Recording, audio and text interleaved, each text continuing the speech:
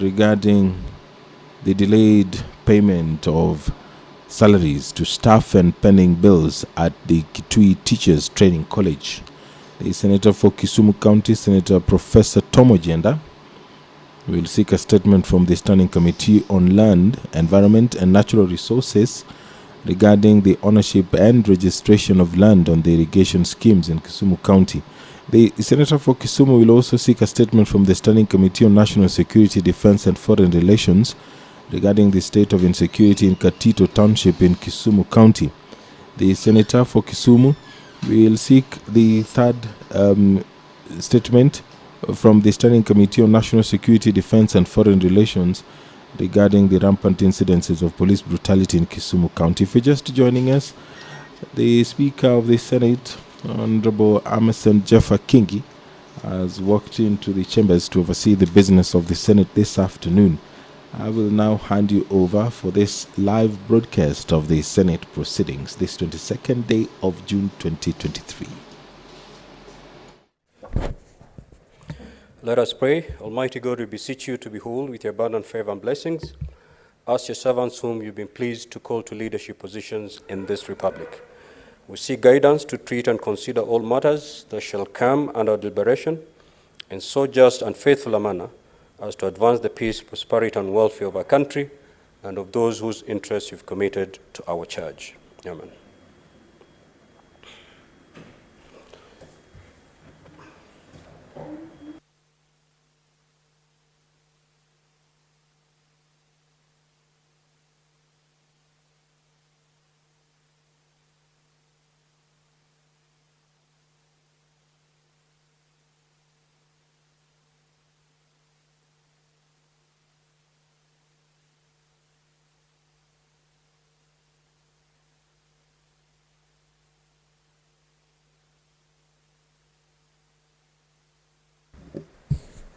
Clerk, do we have quorum? Sergeant at Arms, kindly ring the quorum bell for 10 minutes.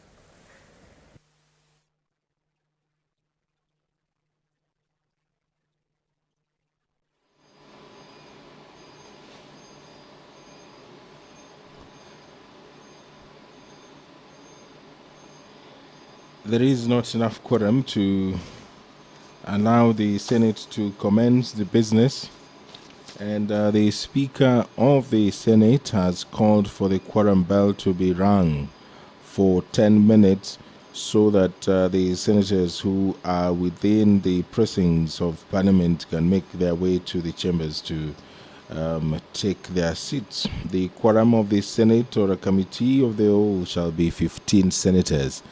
Now that is the standing order number 39, the standing order 40 of the Senate on quorum at commencement of a sitting of the Senate. If there is no quorum present when the chair is taken at the time appointed for a sitting of the Senate, the Speaker shall immediately after the prayer order the bell to be rung for 10 minutes. If no quorum is present at the expiration of the 10 minutes, the Speaker may direct that the bell be rung for a further 10 minutes, and if there is still no quorum present, the Speaker shall adjourn the Senate forthwith to the next sitting.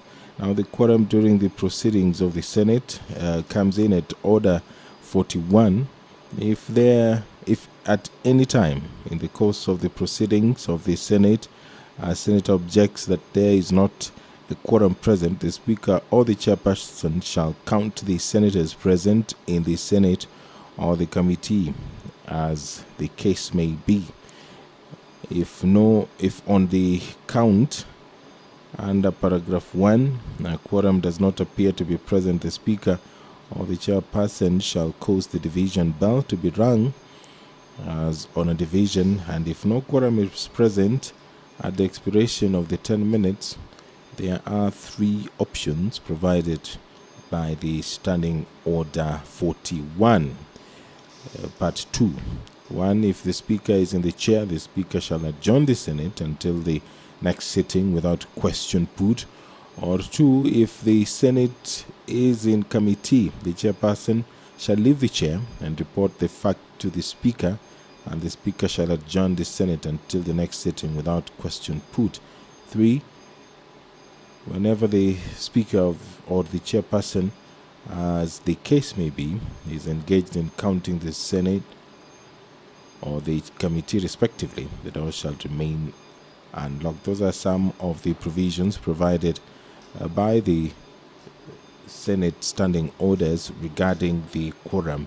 The standing orders also speak about quorum during voting or division, as well as other important rules that govern the business of the Senate in this august house. Just a quick reminder of the business that is before the Senate this afternoon.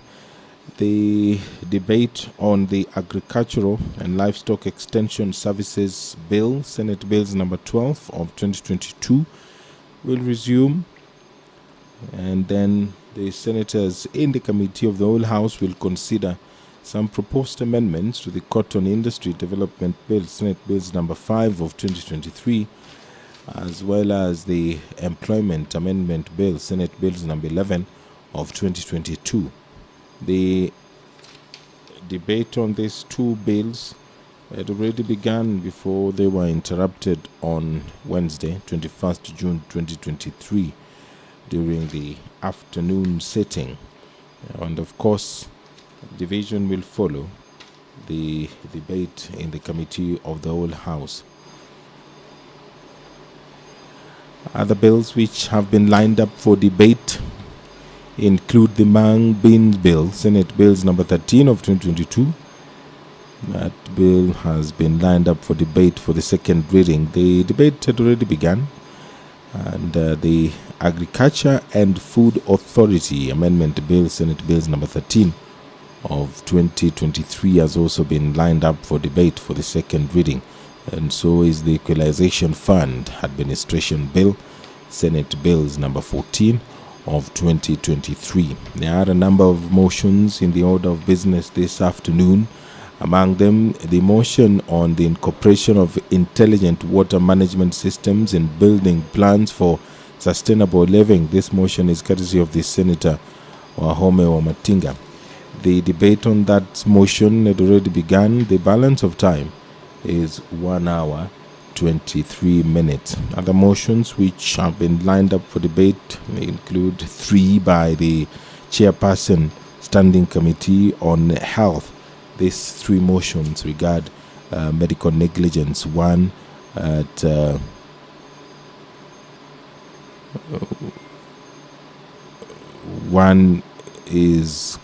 concerns the death of the late Edward Otieno Onyango. The other concerns the death of the late Morina Nyango at Mamelusi Kibaki Hospital, and the other one concerns the death of the late Master Travis Maina at the Kenyatta National Hospital.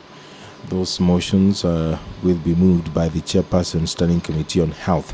The Senator nominated, Karen Nyamu, also has a motion in the order of business this afternoon. It's on the review of the minimum wage necessitated by the high cost of living. The Senator will integration of ethnic minorities and marginalized communities in Kenya.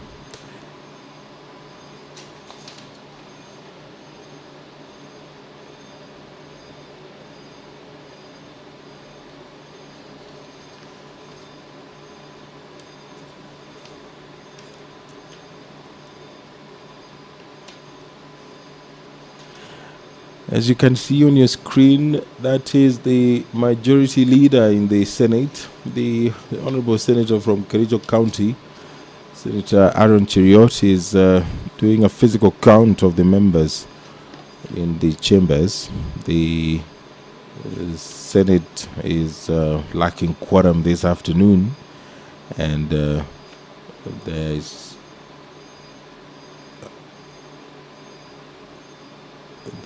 the mobilization of members to walk into the chambers to allow the business of the Senate to commence.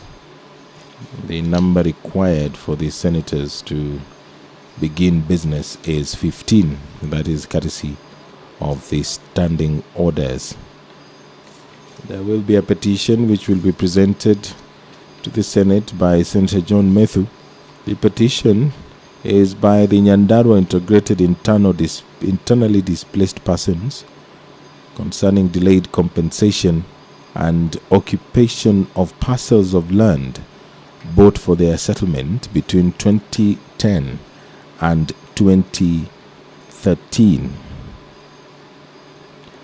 The salient issues raised in the petition are, among others, that the petitioners are among victims of the 2007-2008 post-election violence who were internally displaced. After the 2007-2008 post-election violence and the formation of the Grand Coalition government, the Ministry of Special Programs was tasked with the mandate of responding to the plight of the 663,221 IDPs.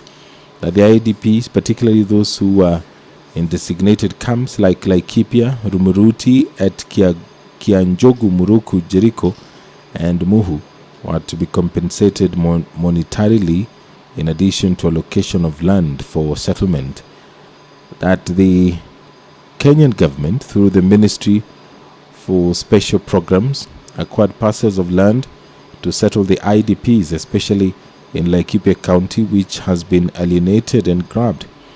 That the IDPs were vetted and profiled to be genuine and were to benefit from the money that the Parliament of Kenya appropriated and budgeted for compensation, which they have not received up to date. That the petitioners have made efforts to have this matter addressed by the Nyandarua County Assembly, the Laikipia County Assembly, the National Land Commission, the Ministry of Interior and National Administration, State Department for Internal Security and National Administration, and the National Consultative Coordination Committee, all of which have failed to give a satisfactory response.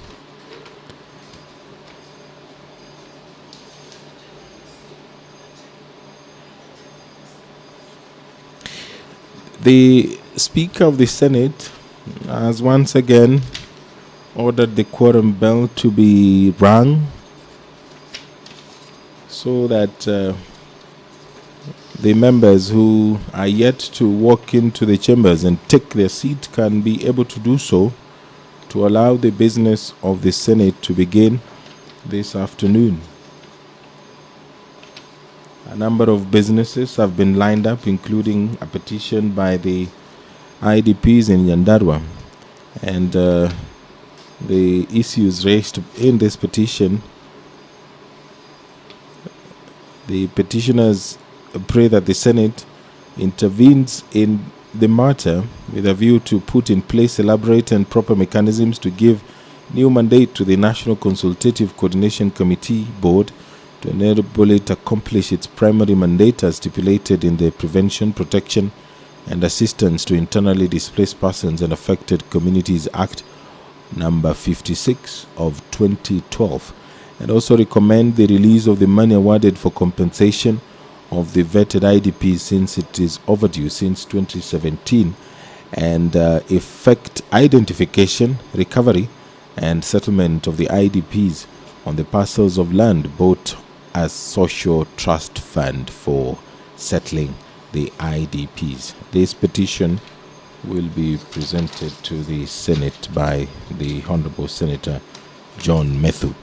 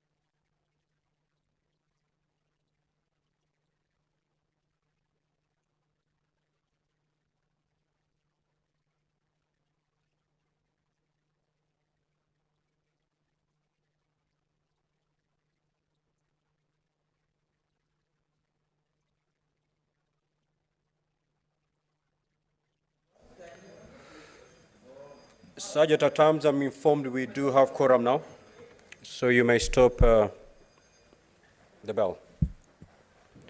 Clerk, proceed with the first order. Order number 1, administration of oath. Order number 2, communication from the chair. Order number 3, messages. Order number 4, petitions. Honorable Senator Methu, the petition is dropped. Clerk, next order. Order number 5, papers. Order number 6, notices of motion. Order number 7, questions and statements. Statements pursuant to Standing Order 53-1. Honorable Senator Godfrey Osotsi.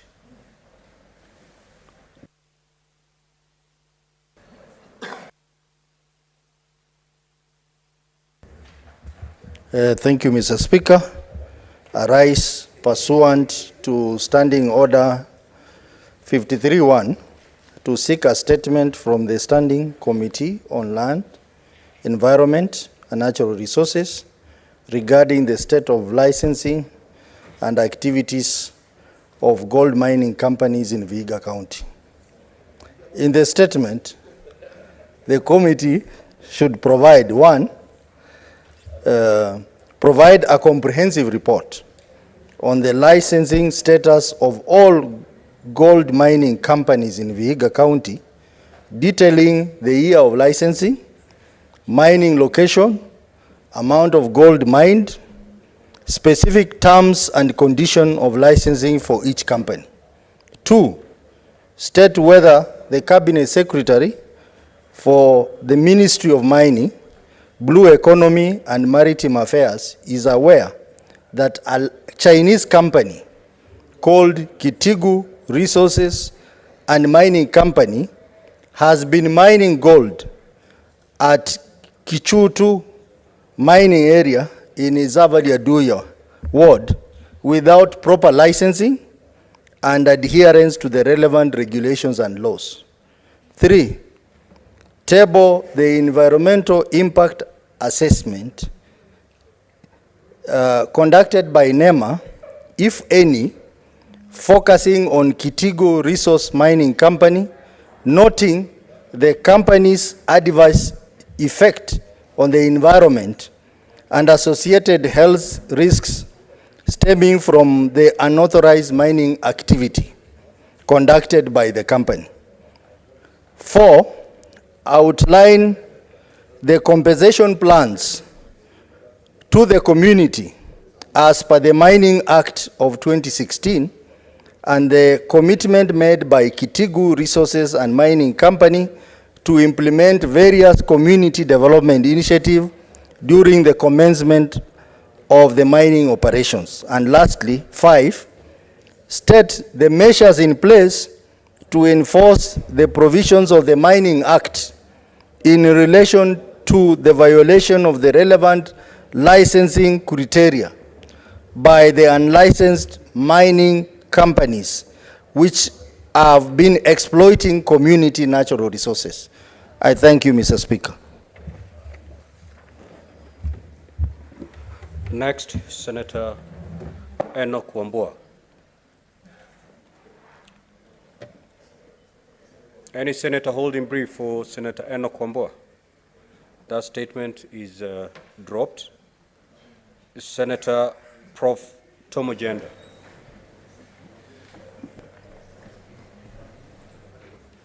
Thank you, Mr. Speaker, sir. I have 3 statements. The first statement is on the ownership and registration of land in the irrigation schemes in Kisumu County. I rise, Mr. Speaker, sir, to Standing Order 53-1 to seek a statement from the Standing Committee on Lands, Environment and Natural Resources regarding the ownership and registration of land occupied by irrigation schemes in Kisumu County. In the statement, the committee should, number 1, provide a report detailing the nature of ownership and registration of land occupied by the irrigation schemes in Kisumu County, especially in Ahero, Gemrai, Mutembei, Seme, Kisian, Chiga, Nyamthoe, Kasiru Kolal, Ahero Extension, West Kano Schemes and Southwest Kano, Magwagwa Pilot and Awach Kano Irrigation Schemes. 2. State the measures, if any, that would have been taken to register these parcels of land, to allocate them to individual private owners. And in cases where acquisition has already taken place, state measures put in place to compensate those whose lands were taken away. And lastly, state plans in place, if any, to expand the schemes in Kisumu County for purposes of enhancing rice farming and crop cultivation for food security in this country. The second statement, Mr. Speaker, sir, is on the state of insecurity in Katito Township in Kisumu County.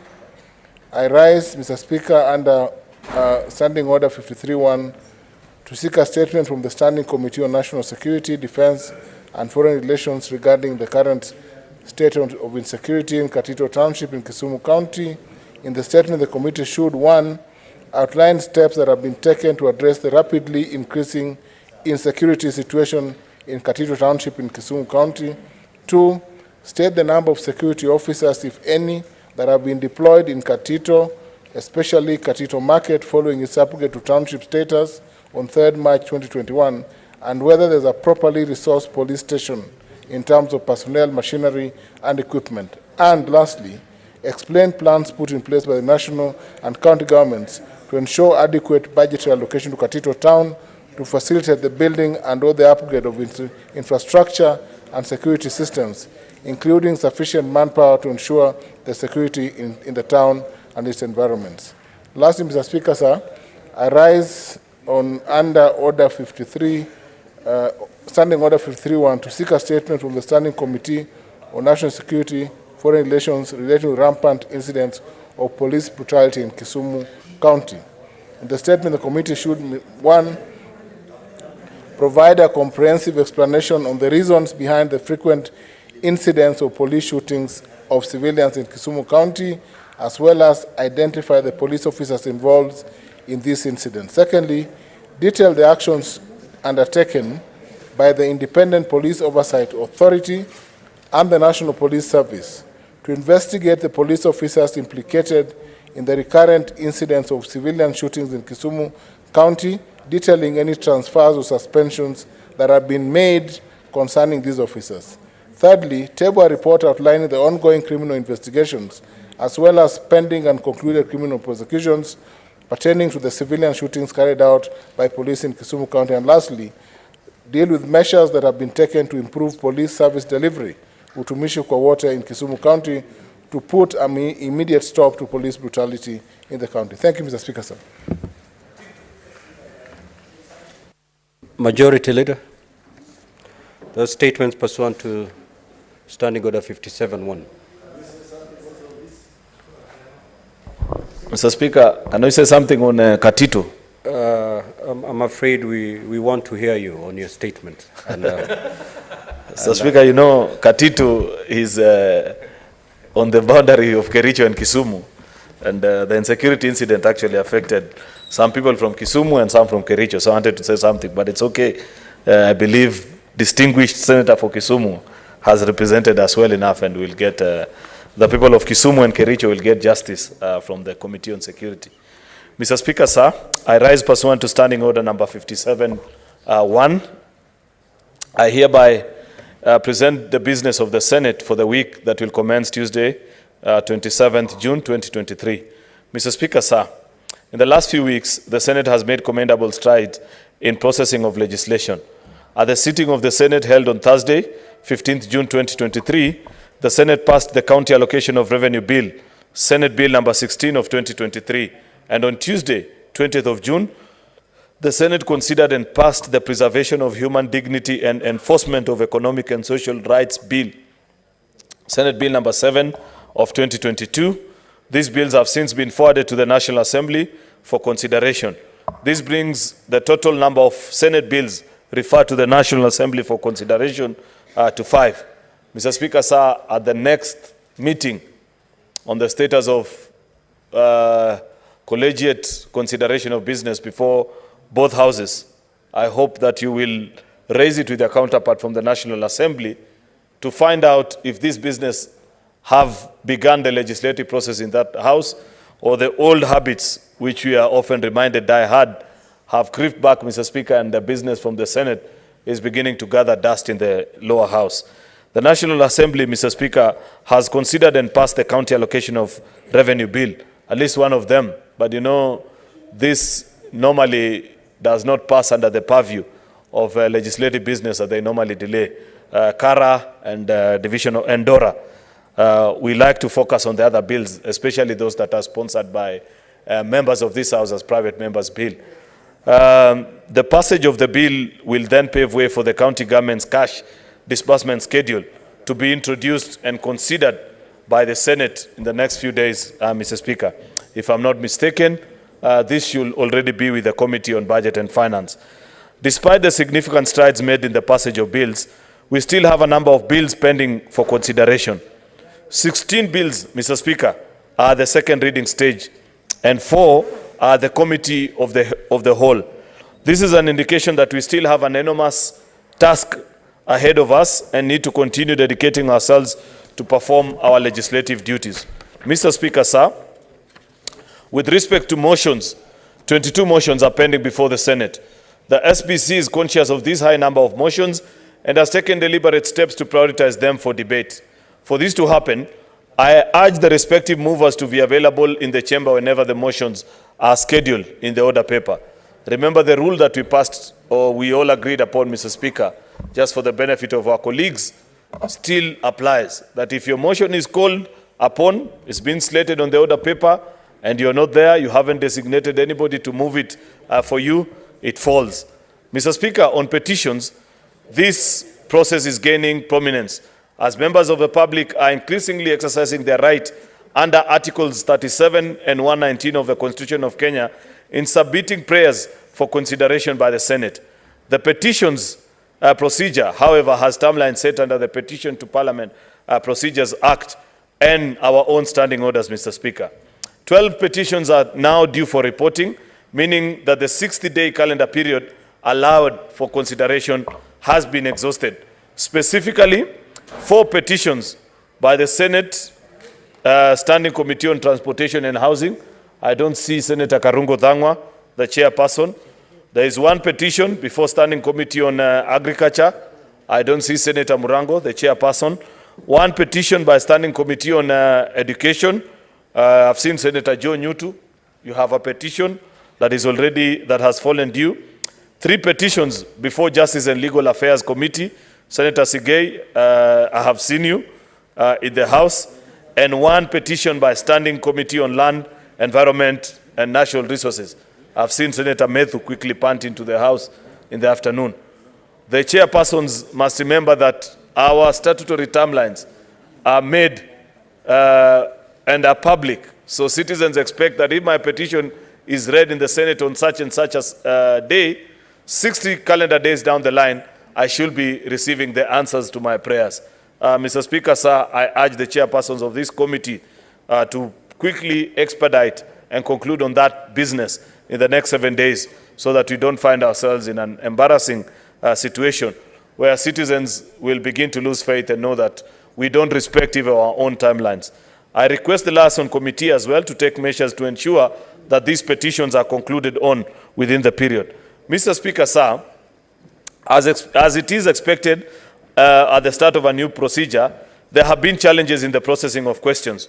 To address this challenge, the SPC has pronounced itself in a bid to ensure that the processing of questions is undertaken in a seamless manner. In a communication issued on Tuesday, 20th June 2023, Mr. Speaker, you communicated, sir, you communicated the resolution of the SBC to vary the criteria for scheduling questions, Mr. Speaker. Therefore, effective Tuesday, the 28th of June, 2028, Mr. Speaker, sir, the committee will prioritize and schedule all questions addressed to relevant cabinet secretaries. This means that in the coming weeks, only 1 or 2 cabinet secretaries will appear before the Senate at a sitting to respond to all the questions that have been addressed to that particular ministry. The committee will, however, observe the principle that not more than 3 cabinet secretaries will appear before the Senate in the event that it will no longer be feasible to have 1 cabinet secretary to appear. This depends on the number of questions that are being filed by colleague senators, Mr. Speaker. Additionally, the committee recommends the use of Standing Order number 51C2, that whenever a senator is absent during the Senate sitting when their question is scheduled in the order paper. In view of the aforementioned resolution of the SBC, the Cabinet Secretary for Education, Honorable Ezekiel Machogu, will appear before the Senate on Wednesday, the 28th of June, 2023, to respond to the following questions. Question number 21 by Senator George Mbugua. Question number 27 by Senator Joyce Korir. Question number 34 by Senator Peris Tobiko. Number 35 by Senator Mariam Sheikh. Question number 37 by Senator Samson Cherargei. Question number 38 by Senator Cherargei. 39 and 40 by Senator Cherargei as well. On the 27th of June 2023, the SBC will convene to consider and approve the business for the coming week. In conclusion, Mr. Speaker, the Senate will proceed for a short recess at the rise of the House next week, Thursday, the 29th of June 2023, pursuant to the Senate calendar.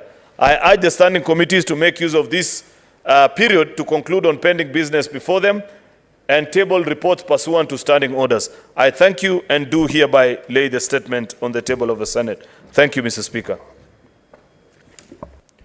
Now, there are two senators whose business have been dropped. That is Senator Methu and Senator Enoch Wambua. And the reason was that they were not in the House when I called out their business. Now, the two senators have since entered the chamber. They've approached the chair. They have given their reasons why they were not present when their business was called out. And I've found the reasons not just persuasive, but very compelling. And I direct that the two business be reinstated. I will allow Senator Methu to proceed to read his petition, and thereafter, Senator Wambua will proceed to read your statement in that order. I thank you very much, Mr. Speaker, for allowing me to read this petition on behalf of the Nyandarua Integrated IDPs. It's a petition to the Senate by the Nyandarua Integrated IDPs concerning their delayed compensation and occupation of parcels of land bought for their settlement between 2010 and 2013. Honorable Speaker, I hereby present a petition that has been submitted to the Senate by the Nyandarua Integrated IDPs concerning their delayed compensation and occupation of parcels of land bought for their settlement between 2010 and 2013. As you are aware, under Article 119(1) of the Constitution, and I quote, every person has a right to petition Parliament to consider any matter within its authority, including enacting, amending, or repealing any legislation.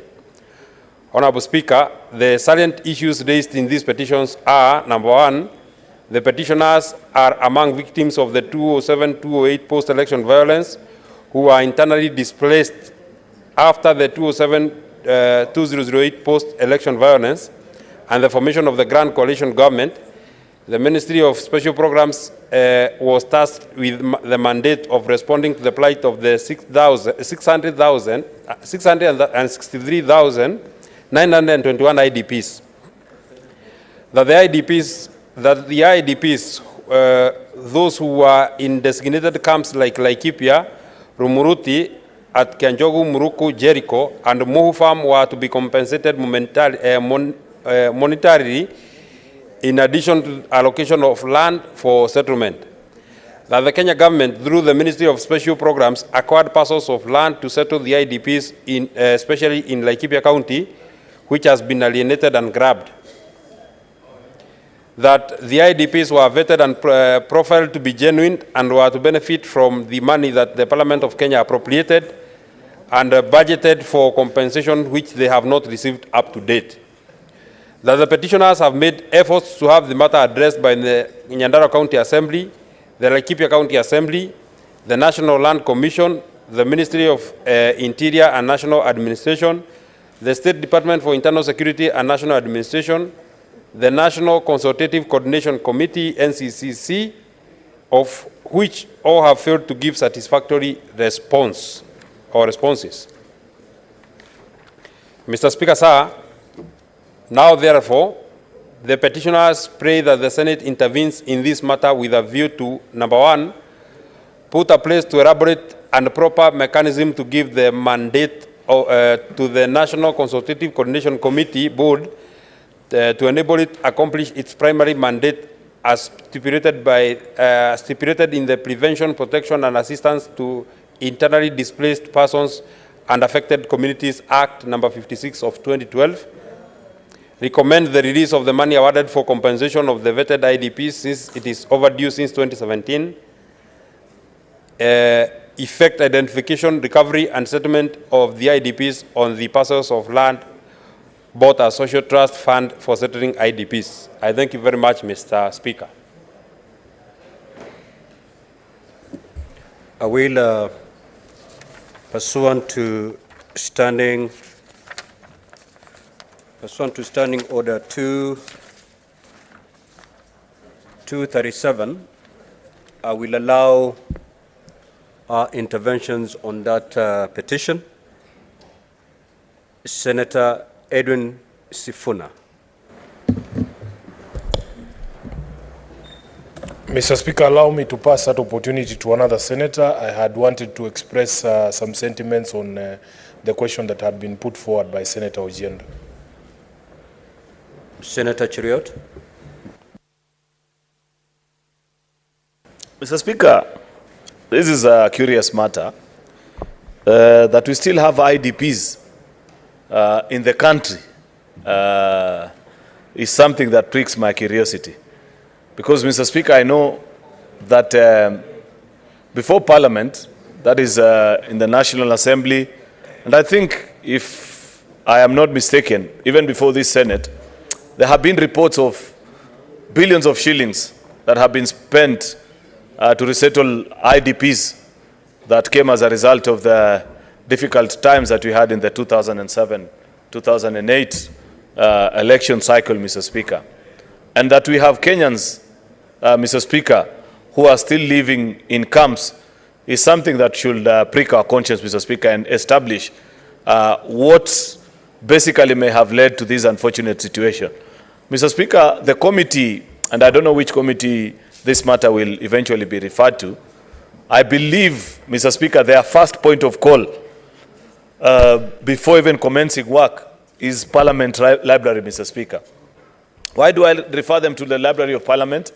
It is to bring to fore any reports that have been tabled on this matter, and there have been quite a number, Mr. Speaker, on committees that have investigated, gone around the country, tabulated how many people have been paid, how much of taxpayers' money has been spent on this exercise, the lessons therein.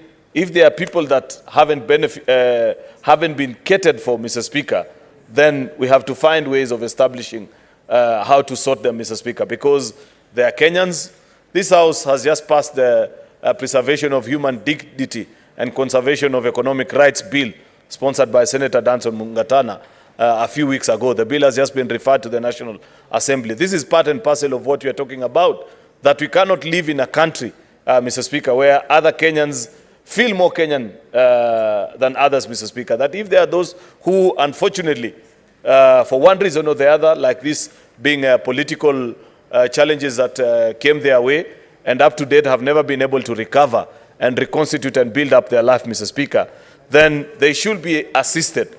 However, Mr. Speaker, having said that, I want to request that then this committee that will look into this matter, Mr. Speaker, does justice to the people of Kenya by ensuring that this is the final time that this matter shall ever arise in this House, Mr. Speaker, as such that it will involve going around and ensuring that they verify the claims that have been made, counter-check with government records that are available, Mr. Speaker, and send a lasting solution on this problem, Mr. Speaker, so that we do not have perhaps 10, 15 years down the line, Mr. Speaker, because I know how this kind of matters normally end eventually. It's a vicious cycle which is very difficult, Mr. Speaker, to conclude on. The minute you show up in a village sometimes, and you remember the tales, I remember watching Parliament. I think this must have been the 9th Parliament, the 2007 to 2013 Parliament.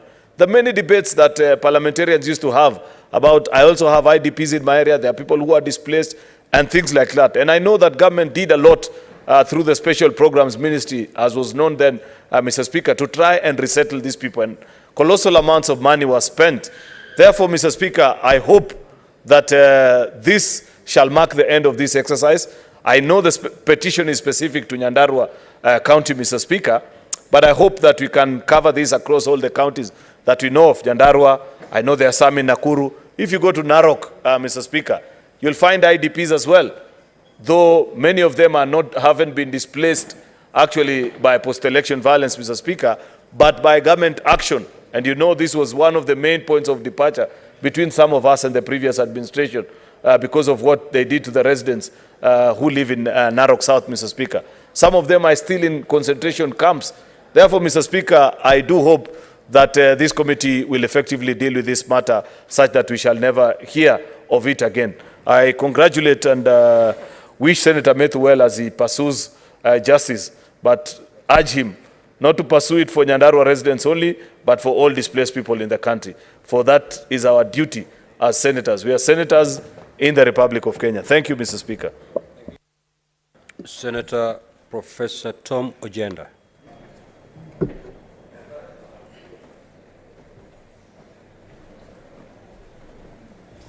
Mr. Speaker, sir, I speak about the IDP question and the issues raised by the Senator for Nyandarua because I'm passionate about the question, not just as a previous lawyer, having acted for IDPs in several capacities, but also having been directly involved with questions of post-election violence. Mr. Speaker, sir, as a resident of Nakuru County, of course, I'm the senator for Kisumu, but I have a residence domiciled in Nakuru County.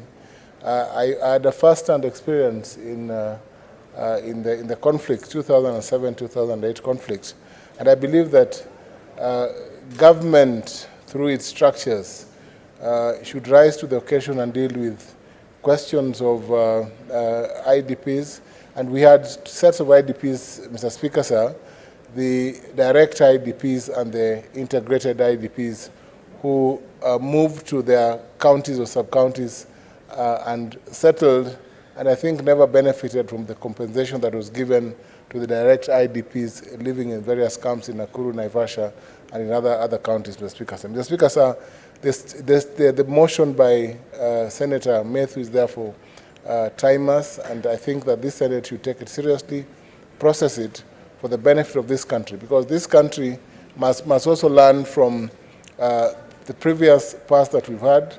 We need to settle questions of human rights violations.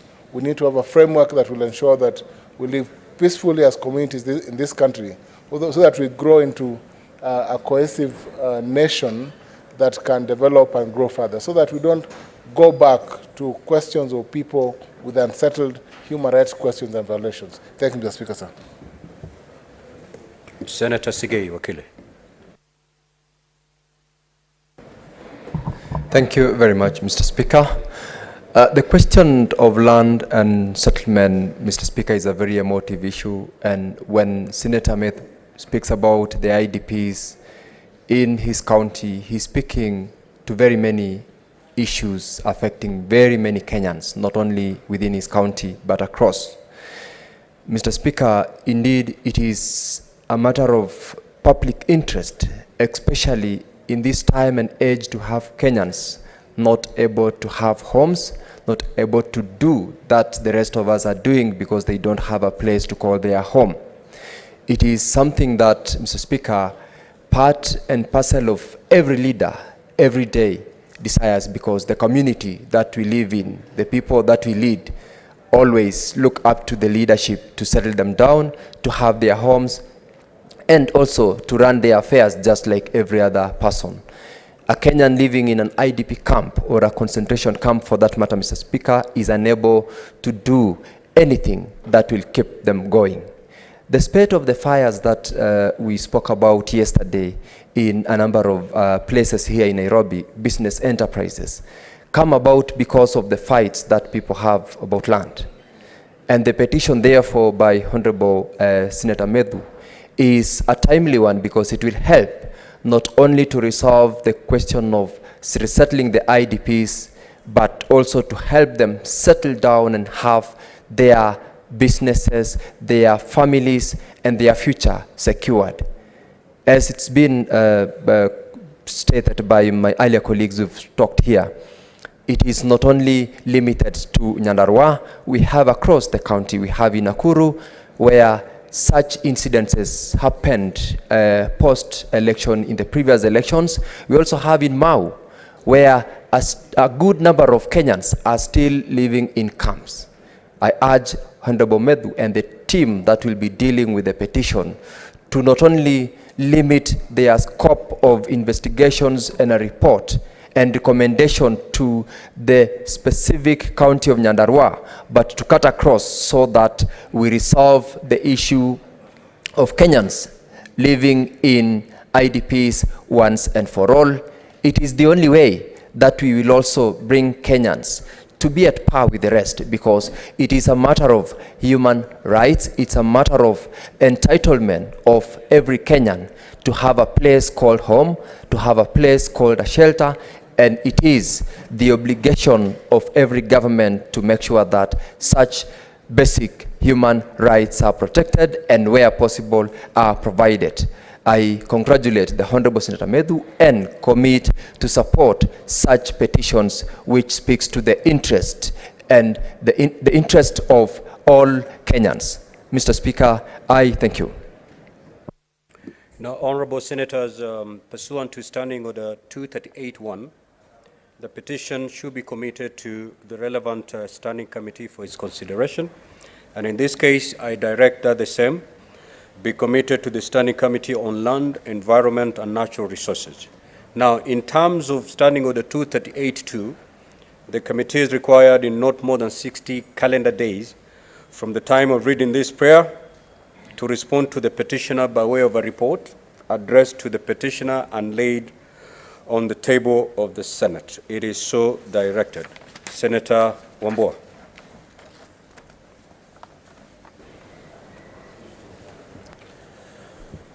Mr. Speaker, let me first take this opportunity to thank you for indulging me on the matter of this statement. Mr. Speaker, so that we have clarity on this issue, I was delayed at a leaders' meeting, but I'm happy to issue the statement now. Mr. Speaker, I rise pursuant to Standing Order 53-1 to seek a statement from the Standing Committee on Education on the delayed payment of salaries to staff and pending bills owed to suppliers and contractors at Kitui Teachers Training College. In the statement, the committee should, 1, establish the cause of delay in payment of salaries to staff of Kitui Teachers Training College for the last 10 months, stating the total amount owed by the institution in terms of salary arrears and plans in place, if any, to ensure the teachers and staff are paid without further delays. Number 2, state the reasons for the delay in the release of payment to suppliers and contractors since the year 2018, outlining the total amount owed in terms of pending bills and plans in place, if any, to ensure the bills are paid, stating timelines, if any.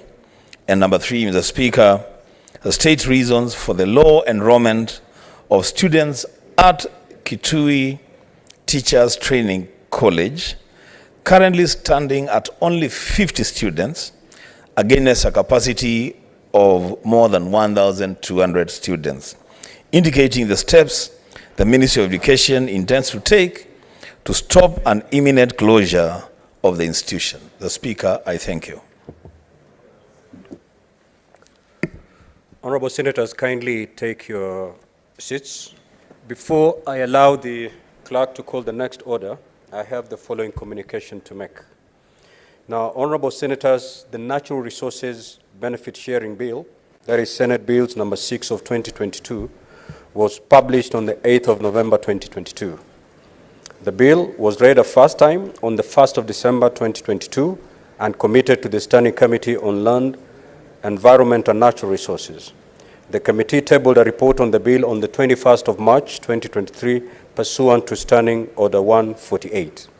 Second reading debate on the bill commenced on the 1st of March 2023. Following a division on the 13th of April 2023, the bill was passed by the Senate and subsequently committed to the Committee of the Whole. During the sitting of the Senate held on the 7th of June 2023, the bill was considered at the Committee of the Whole, whereupon amendments filed by the Standing Committee on Land, Environment and Natural Resources were canvassed. The bill could not proceed to division owing to the lack of sufficient number of county delegations. However, there were a number of concerns raised by senators when making their contributions on the amendments by the Standing Committee during the Committee of the Whole, to which the chairperson of the Standing Committee on Land, Environment and Natural Resources committed to have them addressed at the next sitting of the Committee of the Whole, and the necessary amendments to the already filed amendments be made. The bill has since generated some interest from the senators who have expressed their wish to file amendments to address the particular concerns in the bill. At the sitting of the Senate held on Tuesday, 20th June 2023, the bill was scheduled to proceed to the Committee of the Whole, where the chairperson of the Standing Committee on Land, Environment and Natural Resources was to be given an opportunity to make clarifications on the interventions made by senators at the sitting held on 7th June 2023, and thereafter the Committee of the Whole was to undertake a division. However, a number of senators approached the chairperson of the Committee of the Whole and requested that the bill be stood down to allow them to file amendments. The chairperson of the Committee of the Whole acceded to the request, and the bill was subsequently deferred to a later date. Now, honorable senators, to avert a situation where the bill may stall at the Committee of the Whole stage, I direct that all honorable senators who wish to make amendments to the Natural Resources Benefit Sharing Bill, Senate Bills number 6 of 2022, to file them with the Office of the Clerk. The amendments must be filed by close of business Tuesday, 27th June 2023. This will allow time for scrutiny and harmonization of the amendments before the next Committee of the Whole.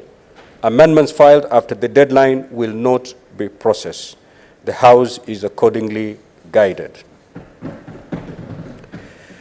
I have this other communication to make. I would like to acknowledge the presence in the public gallery this afternoon, visiting teachers and students from Garden Estate Secondary School in Roysambu constituency. The group comprises 3 teachers and 100 students who are in the Senate for a one-day academic exposition. Now, honorable senators, in our usual tradition of receiving and welcoming visitors to Parliament, I extend a warm welcome to them, and on behalf of the Senate and on my own behalf, wish them a fruitful visit. I will allow the Majority Leader under 1 minute to just say a few words of welcome.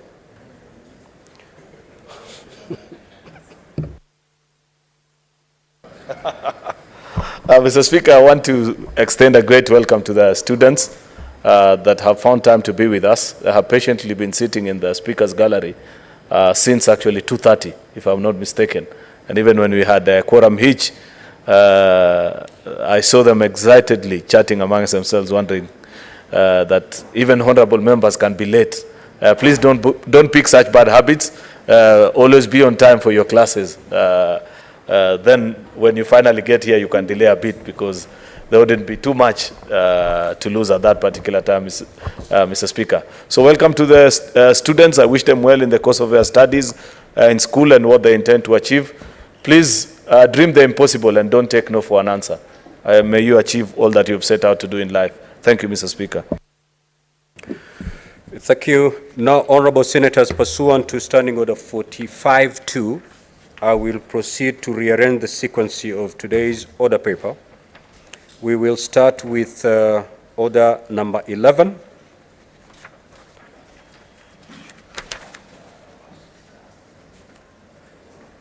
And proceed on thereafter.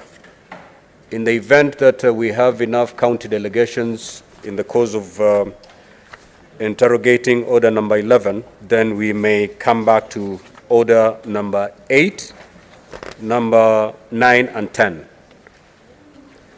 Clerk, kindly proceed to call order 11. Order number 11, the Mung Beans Bill, Senate Bills number 13 of 2022, second reading. Senator Beatrice, you had a balance of 12 minutes.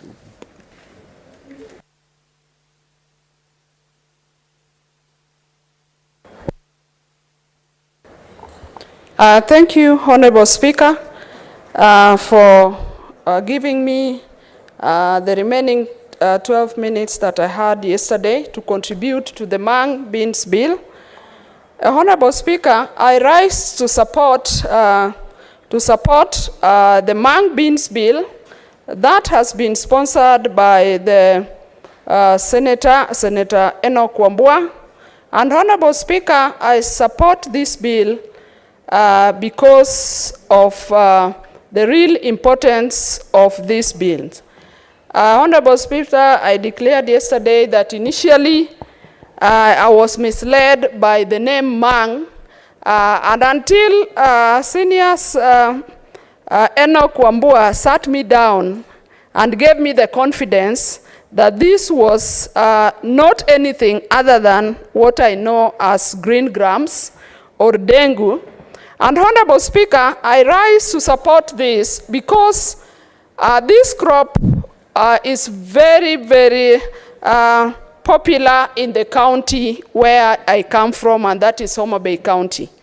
In Homa Bay County, Honorable Speaker, this is a crop that does so well in all the sub-counties, but does better in the sub-county that I come from, and that is Ndewa sub-county. And Honorable Speaker, I give the confidence that amongst all the crops that we have in the sub-county or in the county, the Mung Beans does so well for farmers in my sub-county, and farmers, it has enabled farmers to put money into their own hands, Honorable Speaker.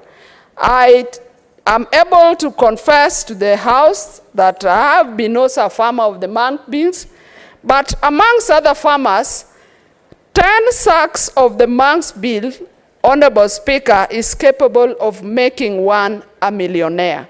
And that is why I'm keen on this bill. But above all, Honorable Speaker, this bill promotes the use of the beans. It promotes the use of the beans and spells out some of the areas where the Mung Beans would be very, very useful. Amongst them, Honorable Speaker, it can be used to enhance the school feeding programs. Honorable Speaker, that would be very important because of the nutritional level that the beans has. Where I come from, Honorable Speaker, in Ndewa, there is a school next to my home, Ndewa Hostel Primary School, a school in the midst of town. And I can confess, Honorable Speaker, that the problem in that school, being a school within a sub-county headquarters, the school has so many pupils that are not very well placed at home. I've always conversed with the teachers, and a number of teachers confess that they have a number of pupils who come to school, that is the pupils from the urban poor that come to school. Some of them have even gone out without food for even 2 days. And the teachers have to go an extra mile to feed them, either by their own initiatives or just to get into their pockets and assist these pupils. And Honorable Speaker, if these beans can be promoted, it means that such school feeding programs will be enhanced. And Honorable Speaker, I was just reading the other day in this county, Nairobi County, the governor has initiated a school feeding programs. And Honorable Speaker, that to me is a very exciting information, because that means that the pupils, once they come to school, they are sure of something to eat before they go back to their homes. And this is where the Mung's bill will be very useful, Honorable Speaker. The bill proposes, amongst the school feeding programs, the hostels can also be used. The patients can be fed using the Mung's bill. We even have prisons where feeding is done by the government. That would also be useful. And Honorable Speaker, this is a crop that is also highly recommended to people with some lifestyle diseases, and it gives them a lot of comfort and improves their life. Mr. Speaker, sir, why I also support this bill is that the bill spells out how productivity is going to be enhanced.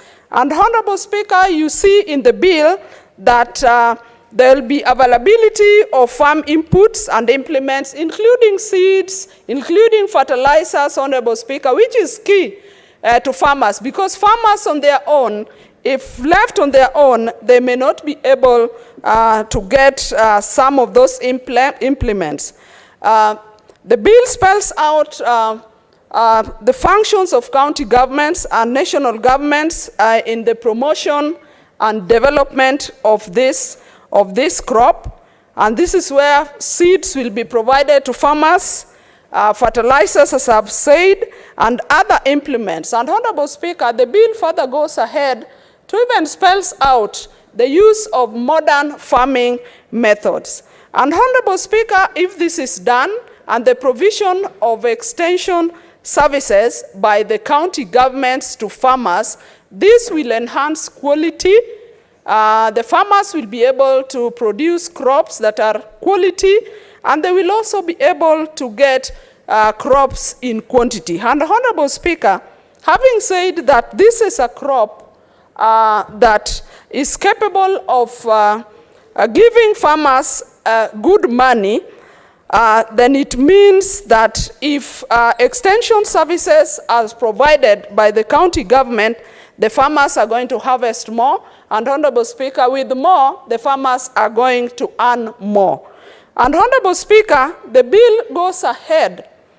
The bill goes ahead to spell out that there will even be identification of markets for the farmers, and both locally and internationally. And that means that our farmers, once they have their produce, they're assured of a market, and all we need are the farmers are able to get some money from their work. And Honorable Speaker, the bill goes ahead to spells out that in 6 months after the bill is commenced, the CS, the Cabinet Secretary, will have to develop a national policy on the Mung Beans that will spell out how the promotion and the development of the bean, and this further will enable the county governments to also incorporate the national policy into the county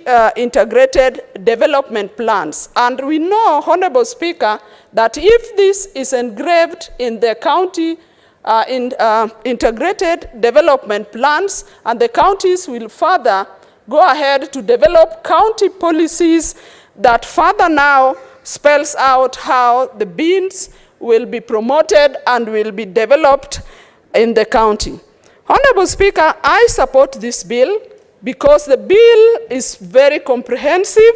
It even spells out the main functions that the 2 levels of government will have on the growth, the promotion, and the development of the beans. Honorable Speaker, yesterday I was telling this House that initially this bill, these beans, this crop, there are the other gender, a few of the other gender that I know were a bit negative with the beans. It was not very comfortable. They were not very comfortable with the beans, with a lot of other negative thoughts that have not been scientifically proven. Some of them thought that if you take so much of these beans, then you will not be man enough. But I gave the House confidence that that has not been proven scientifically, and so far, with time, everybody has welcomed the Mung Beans, and I support it. One, as I say, it promotes the use of the beans, and two, it enhances productivity. Three, the bill identifies market for farmers both locally and internationally. And Honorable Speaker, what more do we need than having our farmers get a crop that can give food to the population and have them have money in their pockets? Honorable Speaker, I support the bill. Thank you. Senator Mundigi. Bwana Spika, mimi naunga mkono mbilo ya Senator wa Kitui juu ya kilimo ya ndengu. Ndengu Embu County ni moja zile zinalima ndengu kama county 35. Ndengu unakuta huko Embu, Mbere South, Mbere North, tunapakana na Kitui, na unakuta sisi tunalima hiyo ndengu, unakuta bei iko chini sana. Na ni zile ukienda hata kwa supermarket, zile ndengu inaenda Uganda, zile inaenda India, hata ukienda kwa supermarket Kenya, hata ukienda kwa hii hoteli yetu utakuta hizo ndengu. Kwa hiyo naunga mkono mambo ya kilimo ya ndengu. Na ndio ndengu tuweze kupata kilimo bora mpaka tuwe na maji ya kilimo ya irrigation, na mpaka serikali itupatie ndawa na bei ya chini, na pia itupatie fertilizer na bei ya chini. Na ikifanya hivyo utakuta tutaendelea vizuri sana. Utakuta kilimo itakuwa ni mzuri. Ndengu ukilima, ukipanda ndengu kwa miezi 3 miezi 4 utakuwa mmeanza kuvuna. Pia unakuta hata ile mashamba haina mbolea nyingi, unakuta ukipanda tu na inataka hata maji kidogo utavuna hizo ndengu. Kwa hiyo mimi naunga mkono hiyo mambo ya kilimo ya ndengu, na pia tukilima vizuri, tukisaidiwa vizuri, utakuta serikali itapata bei mzuri, na pia tunaomba serikali itatafutia pahali ya kuuza huko insa ngambo. Asante, naunga mkono hiyo bill. Senator Mazayo.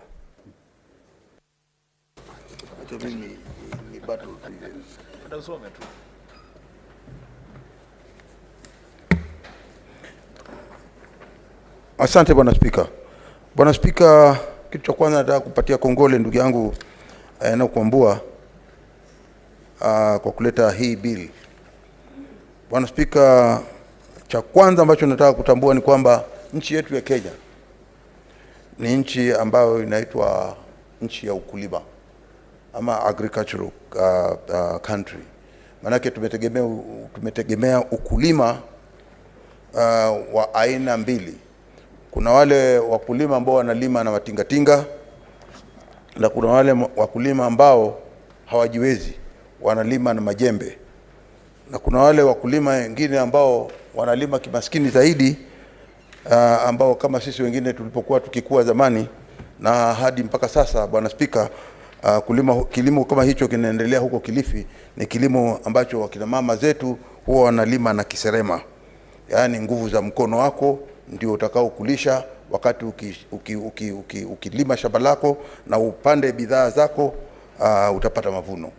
Bwana Spika, bili hii umuhimu wake ni kwamba ni lazima serikali yetu pia ijukumike kuona ya kwamba badala ya hizi mbegu kupandwa peke yake, lakini serikali ijihusishe zaidi, kwa sababu tunataka walete vitu kama mbolea, ili wakati wa upandaji wa hii chakula tuweze kupata kwa wingi zaidi, tuone ya kwamba chakula cha kutosha, yaani food security katika nchi hii inaweza kupatikana kirahisi, kwa sababu hii dengu sijui tunaweza kuziita namna gani hizi seeds zake za dengu. Bwana Spika, ni kwamba cha pili, kwamba hata ukienda kwa daktari kama afya yako pia si nzuri, tunaona ya kwamba unaambiwa ule dengu ama ule mboga, na hii ikiwa ni mojawapo ya zile mboga zinaweza kuleta nguvu pia. Kwa hiyo tunasema ni umuhimu kuona ya kwamba chakula hichi ama mbegu hizi za dengu ziwe zinaweza serikali kujihusisha zaidi na kuona ya kwamba wamesaidia wakulima, na nina hakika kwamba hizi hakuna mahali popote katika nchi yetu ya Kenya ambapo hapawezi kumea dengu, na hiyo ni kwamba serikali iweze kupeana mkono wake kwa hali ya juu sana kuona ya kwamba wale wakulima, sio kulima kahawa peke yake ama wale wanatengeneza chai, majani chai peke yake kusaidiwa, lakini hawa wakulima pia wanaolima dengu wawe pia wataweza kupata mkono wa serikali kuwasaidia ili mazao yao yawe bora, wapate mafanikio, wapate pia kuweza kuwa na ajira, na vile vile pia kuweza kulisha taifa letu la Kenya ikiwa chakula chetu kitakuwa kinatosha kama food security kwa wananchi wetu wa Kenya. Asante Bwana Speaker. Senator Wakoli. Thank you, Mr. Speaker, for this spacious opportunity for me to contribute on this Mung Bean bill presented to us by my senior senator of Kitui. Honorable Speaker, I happen to be part of the team of the Committee of Agriculture. We had a series of public participation fora across the country, in Ukambani, in Mombasa, in Western Kenya. And I want to assure you, Mr. Speaker, that this is a product that this country has not been keen to invest in because it hadn't understood the importance of Mung Bean bills to the people of this country. Honorable Speaker, listening to the local people in Kitui, those who toil and moil, those who spend time in the sun, cultivating, harvesting, packing, only for a cartel to visit their homes, pick these products without any sweat, drive to Nairobi and pocket this money freely, it really touched our hearts. Looking into the books of agriculture, we realized the Ministry of Agriculture didn't see, didn't know, didn't hear anything. And I want to thank Mheshimiwa, my senior, for bringing this thing on the table.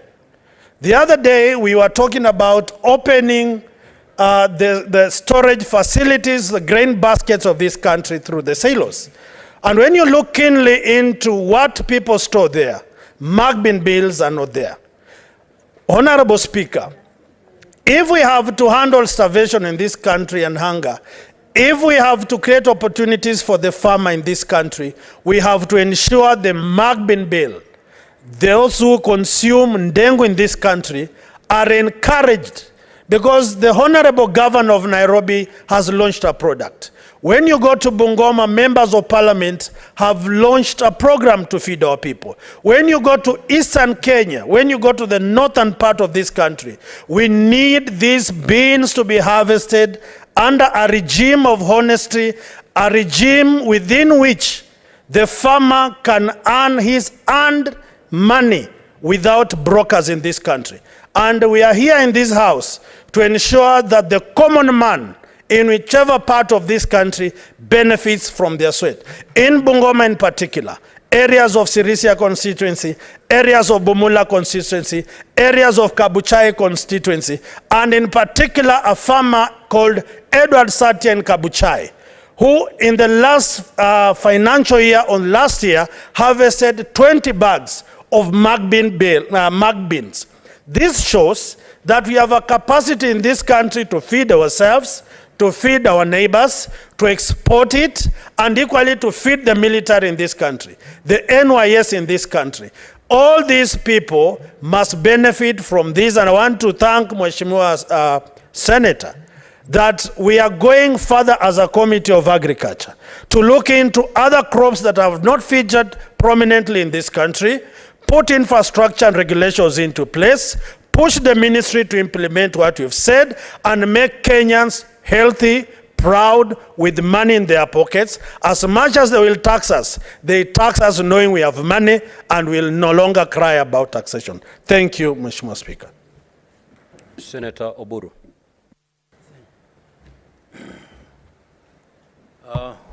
Thank you, Mr. Speaker, sir, for the opportunity. Mr. Speaker, I stand to support this bill by my deputy party, leader, or minority leader in the Senate, because, Mr. Speaker, this crop is a cash crop. It is not only a cash crop, but it is also a very nutritious crop. Mr. Speaker, this, our country only thinks of food in terms of maize meal. And people think that when there is no maize, then we have no food. But we forget that our country is anyway, it's divided into counties with very, very good rainfalls and counties with very, very little rainfalls, Mr. Speaker.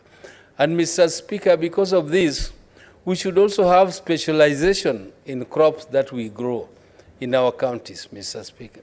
Mr. Speaker, we should not be forcing ourselves to grow maize in areas which have very little rains in terms of the amount of rains they receive per year. Because maize requires a certain amount of rain, which if it doesn't get, then there is a crop failure. But there are crops which are drought resistant, like the mtama, for instance, Mr. Speaker, the sorghum. These are drought resistant crops like cassava and like the mung beans. These mung beans can grow within 50 to 60 days and they are mature. And Mr. Speaker, this means you can grow it 2 to 3 times in a year. And this makes it very, very handy in terms of addressing the sufficiency in food production, and it also makes it very, very handy in, as a cash crop. Mr. Speaker, this bill talks of the national government's role in research and also in policy, and also the role of the counties in the actual implementation of, in terms of extension services to the farmers, and in terms of support, also in licensing and regulating the production of mung in the counties, Mr. Speaker. And Mr. Speaker, this crop has a big market in India, for instance, because Indians eat a lot of dengue. And we have that huge market there. But we also have a huge market within our country here, Mr. Speaker. We have to learn to diversify our menus so that we just don't depend on particular crops which are foreign to our land, which were brought much, much later, and we want to use them as the measurement for our sufficiency in food production. Mr. Speaker, I'm very happy with this bill that it is also encouraging marketing, because we have very few cash crops. Mr. Speaker, our country is not endowed with so much minerals like our neighbors here. Mr. Speaker, we therefore have to take agriculture very seriously, as we always state that agriculture is the backbone of our economy. We must invest in agriculture heavily. And therefore, when we have a crop like this, which has not been given such prominence, and yet it is a crop with very high value in terms of nutrition, it is also a crop with very high value in terms of cash, which goes into the pocket of the mwananchi. Mr. Speaker, I think it is, this bill has come at the right time, and we want to encourage the counties, not only the ones which were listed, because, Mr. Speaker, I saw the bill specifying counties where mung is grown. But I want to advise or to inform my leader that mung beans is also grown in my own county. It is also grown in Nyanza, and it is only that it has not been given prominence as a cash crop. But I'm sure that when this bill is introduced, we shall strengthen the production of this crop in our region so that it becomes one of our important cash crops, because we have particularly very few cash crops. In my region, I know we have fish, but fish resources are dwindling, and even the central region is already taking over from us by using using other methods of producing fish. So, Mr. Speaker, my region should engage in production of such crops like this mung, which needs little rain, and the cotton as cash crops to replace fish, which has been our main cash resource for many years. Mr. Speaker, I don't want to speak much more on this, but I would like to support this bill and hope that it will achieve the intended purpose for the bill. Thank you very much, Mr. Speaker, for the opportunity. Senator Sigei Wakili.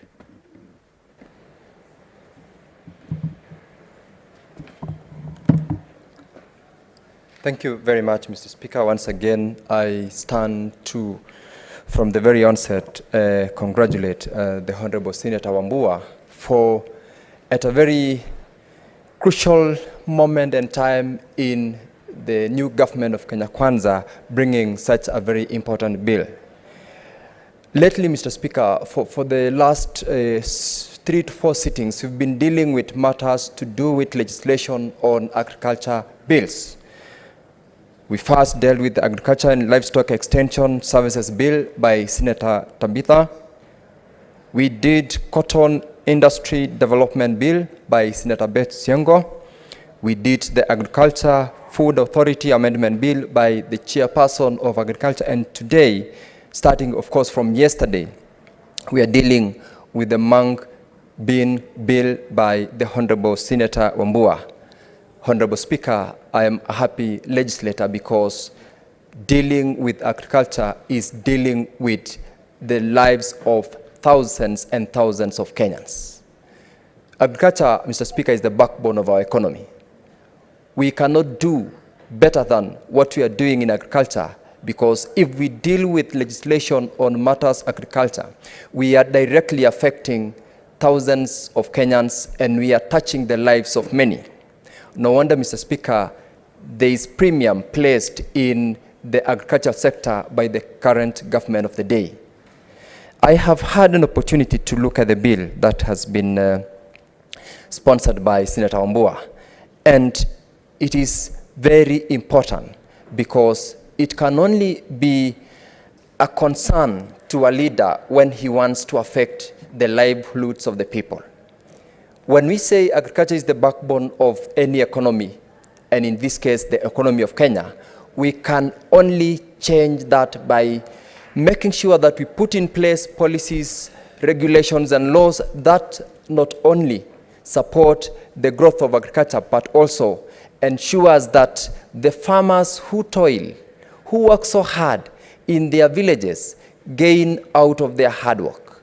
It can only happen so if there is a legislation that ensures that the middleman, the broker, who is the person who would go to the market or who would go to the farm, and ultimately market the product and get a clean price out of what the farmer did should not benefit more than the farmer. The provisions of this bill, particularly in Section 8, that provides for registration of farmers at the county level, Mr. Speaker, will ensure that at any given time, every county government has got a data of the farmers who are involved in the particular crop. That way, it will help the government, whether at the national level or the county level, to provide incentives.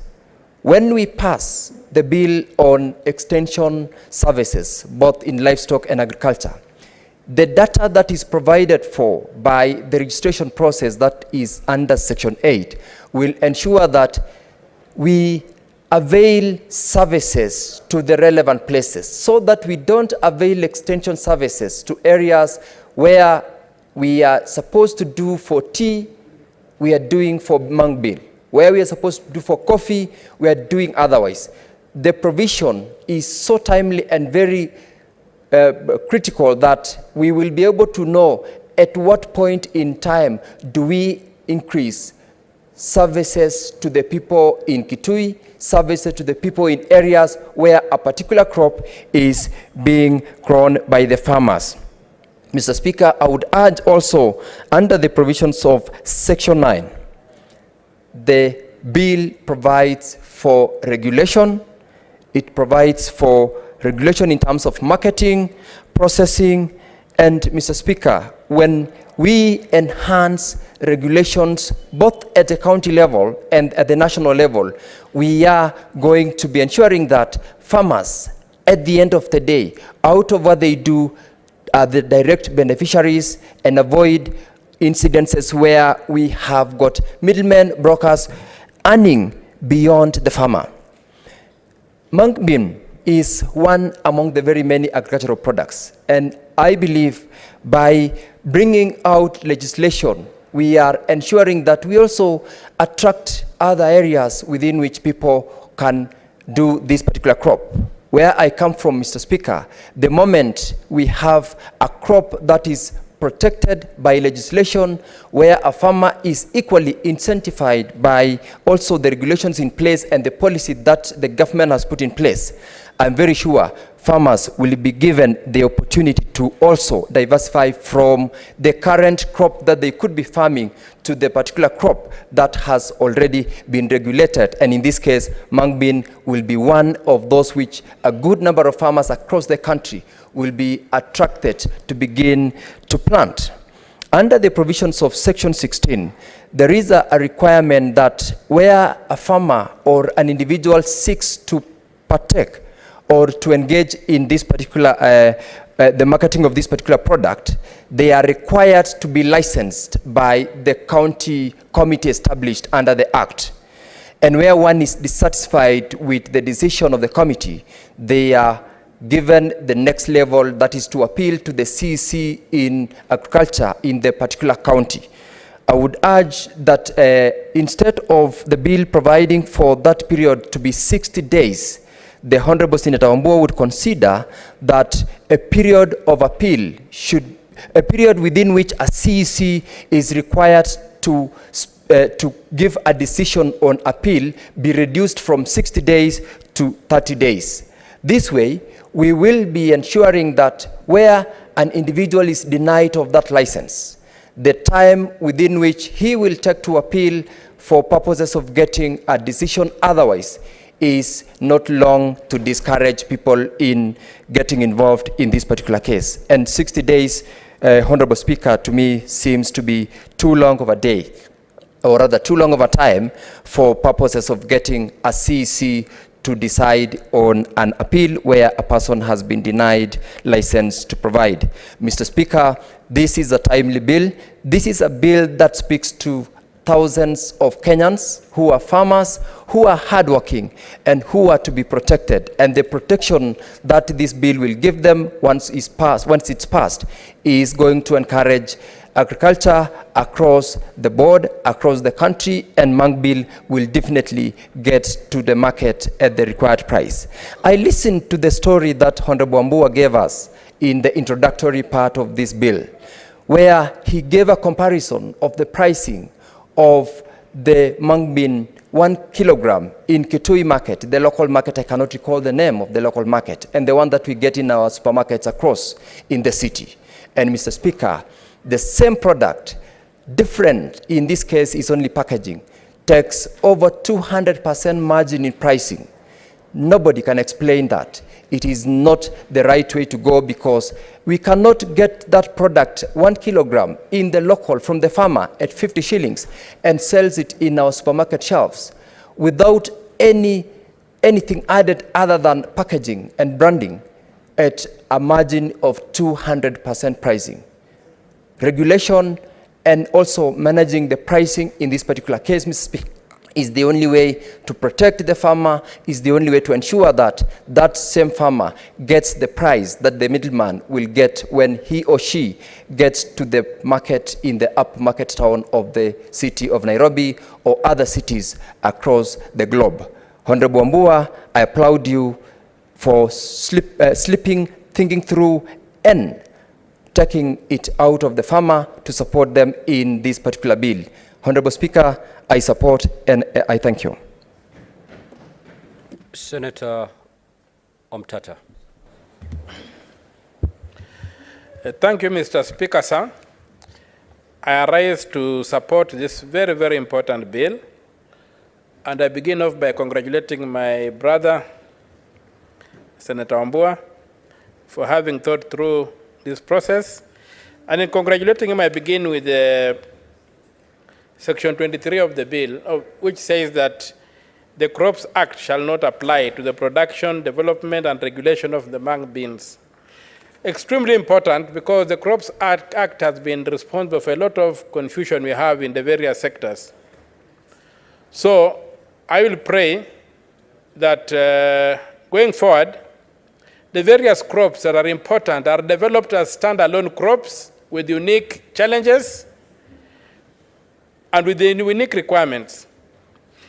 In supporting this bill, I also want to acknowledge the mandatory terms it uses to impose requirements on the county governments.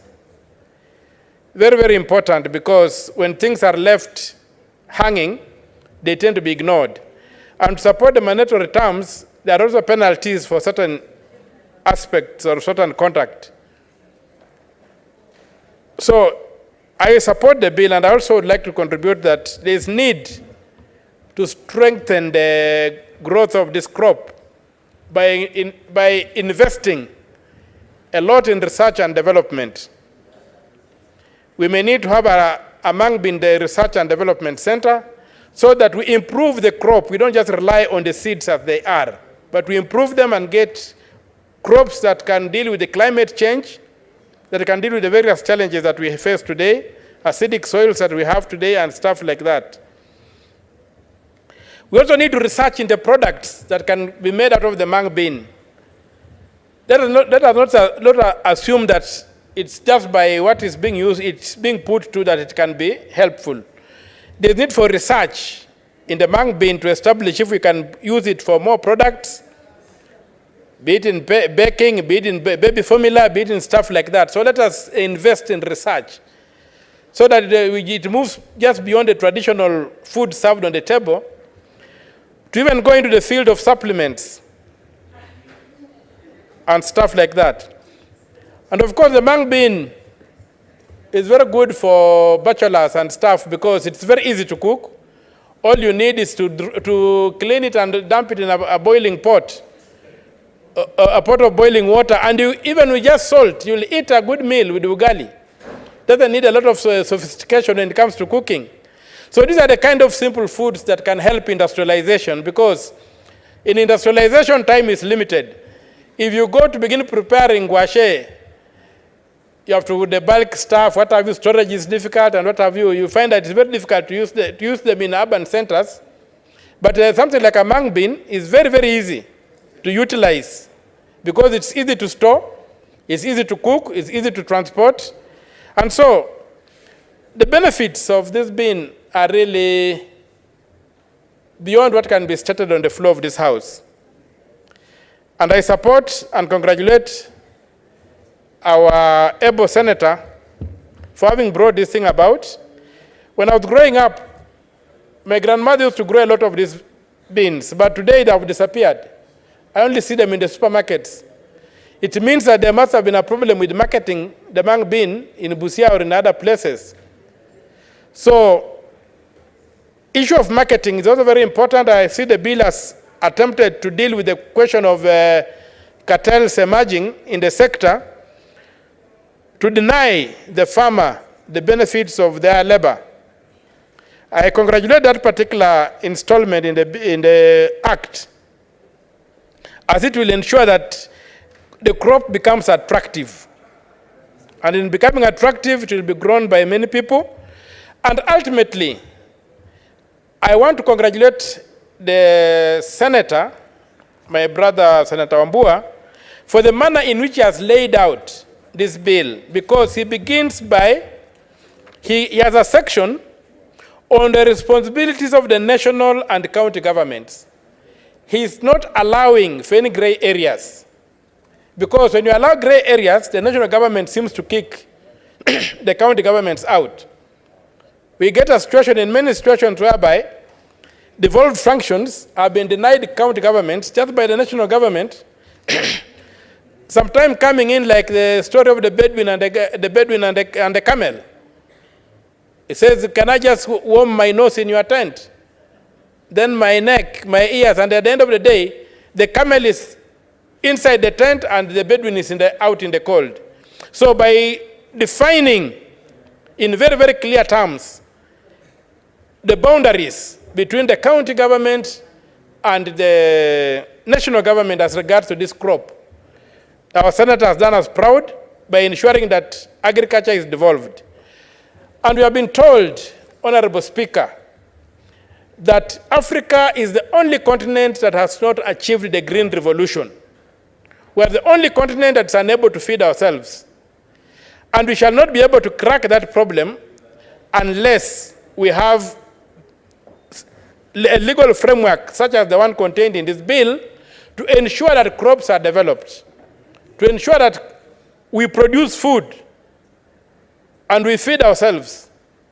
And that way then we shall, once we sort out our food issues, we shall be able to deal with the many other challenges that we face. So with those very few remarks, I thank our venerable senator, our most able senator, for having brought us this bill, and I support it, and I pray that whatever amendments have been recommended be looked into so that we can have a very good product going forward. Thank you very much, Mr. Speaker, for the opportunity. Senator Chiranke.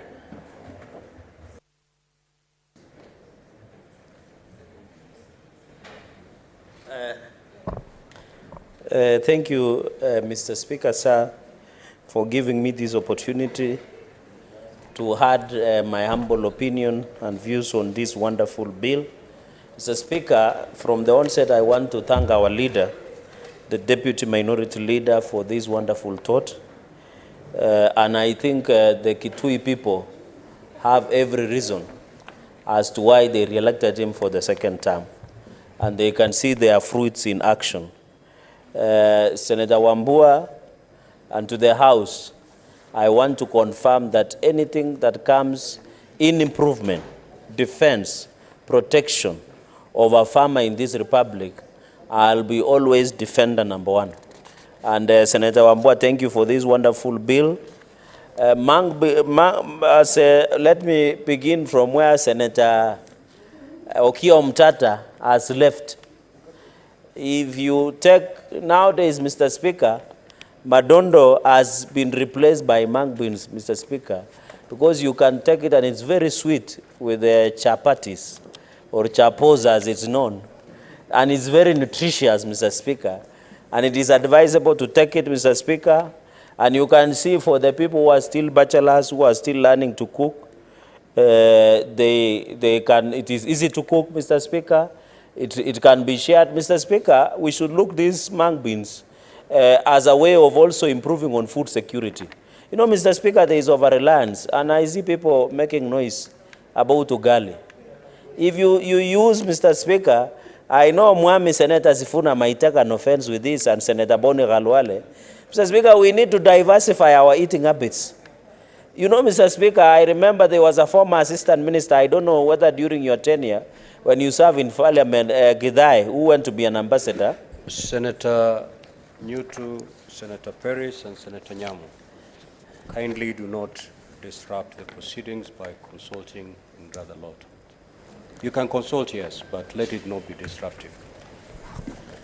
Mr. Speaker, I don't know whether you then served as member of Parliament when Ambassador Njeru Gidai, then who went to become ambassador in Washington, and he was assistant minister, he suggested that Kenyans should eat rats. I don't know, that is when you were in Parliament or you were yet to join. And I remember it was you and Cry. We are not telling Kenyans to eat everything that moves. What we are saying, if it is something that has been approved by the nutritionist. And therefore, I remember Senator Wambua in the last session, Mr. Speaker, he was really complaining, when I was complaining about milk clot. Because in Nandi, especially during this season, we have a lot of milk until it gets bad and we have to pour on the roads, Mr. Speaker, and you know it's a curse. It is the same thing in Kitui, Mr. Speaker. When you have a lot of mung beans and there is mung clot, and people here in Nairobi do not have food to eat. I want to encourage Kenyans. It is not only ugali that you can eat.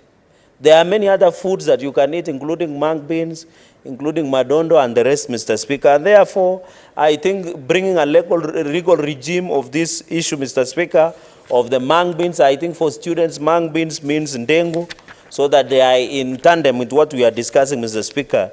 A few issues, and I want to say on the aspect of food security, Mr. Speaker, on the 5 billion subsidy program of fertilizer, I have suggested that we should not only give subsidy fertilizer to maize farmers, Mr. Speaker. We must give also to coffee, to tea, to mung beans, to sugarcane, Mr. Speaker. And I remember I saw our government chief whip when he hosted the president over the weekend complaining about Mumia's sugar and ensuring that, Mr. Speaker, sir, they get subsidized fertilizer. These 5 billion that has been allocated in the financial year 2023-2024, Mr. Speaker, we should diversify, including even coconut, where you come from, macadamia, among other crops, Mr. Speaker, so that we don't appear selfish, that we only wish the maize farmers to have subsidized fertilizer, Mr. Speaker. And yesterday, during your guidance in the House and presiding the House, the Senator, Cabinet Secretary of Livestock and Agriculture, Mr. Speaker, because if we don't give power, Mr. Speaker, to the farmer, we'll keep importing.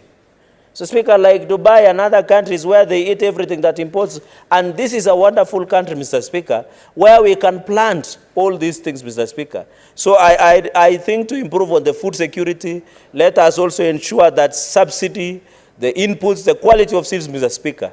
I want to challenge even Kenya Seed, Mr. Speaker, because we have been having problems. Kenya Seed in Kitale, Mr. Speaker, because of being underfunded. They are not able to do proper research in KFRI, KFIS, among others, research institutions of government, Mr. Speaker, so that we get the best variety, Mr. Speaker, because the best country that produces mung beans in the Republic is India, Mr. Speaker, among other countries. Because they are now moving to the best variety of mung bean, Mr. Speaker, we need to resource Kitale, the Kenya Seed, Mr. Speaker, to do research on KFIS and other institutions, Mr. Speaker. Mr. Speaker, as farmers of maize, we have been forced to use what we call 6 charge, Mr. Speaker. 6 charge means you get the best variety, that the best maize that, and I know Senator Kamara understands because he's the biggest farmer of maize. You pick the best maize, Mr. Speaker, and take into a granary. It is heated through the smoke. Then you use that one to plant in the season, Mr. Speaker. Because the quality of seeds that come from Kenya Seed, Mr. Speaker, when they grow up, Mr. Speaker, the maize behave like, they behave in a funny color. And therefore, they become white, or they cannot even withstand, Mr. Speaker, aphids and attacks of Mr. Speaker. And therefore, I think we need to resource Kenya Seed, the necessary organizations, so that I can. Number 2, Mr. Speaker, I think the issue, everybody can plant mung beans, Mr. Speaker. The issue is on how we can ensure that when there is clot, Mr. Speaker, and you had, and I want to agree, this promote access to international mung, Mr. Speaker. When you walk to any supermarket, you will get different type of dengu or mung beans, Mr. Speaker, because they are produced, Mr. Speaker. Mr. Speaker, to finish this issue of clot, especially when it is high season, in Kitui and other parts, Mr. Speaker, we need to reopen strategic grain reserves, Mr. Speaker. Because at the moment they are closed, Mr. Speaker. Where can we take, I have seen now, that is why now the price of unga, it depends which one you are eating, is different, Mr. Speaker, because I know there is a price of unga of 150 shillings. I'm told there is another one of 238 shillings, Mr. Speaker. It is because, Mr. Speaker, we don't have a strategic grain reserve. So that when we have excess of mung beans, we have excess of milk, we have excess of maize, Mr. Speaker, cassava, and the rest of the foods, Mr. Speaker, even millet, we can be able to put in strategic grain reserves, Mr. Speaker. It is very sad that in 2 years ago, strategic grain reserve was closed down. We need, Mr. Speaker, to reopen so that when mung beans in the high season of Kitui, Mr. Speaker, they can, and also to allow, Mr. Speaker, proper storage. Because we are starting aggregation centers. I have seen in the budget, Mr. Speaker, of the first budget of His Excellency, Dr. William RUTO, he has put aggregation centers.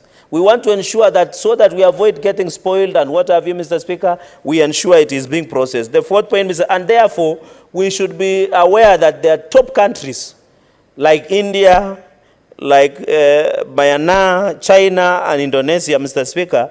I don't know the pronunciation of that name. In Africa, I'm happy, Mr. Speaker, among the nations, and Senator Wambua, you should note this, apart from Thailand, India, and the rest, Kenya features prominently in Africa, Mr. Speaker, as part of the mung beans, production of mung beans in the country. Mr. Speaker, I'm happy about school feeding program. That will be my last point, Mr. Speaker.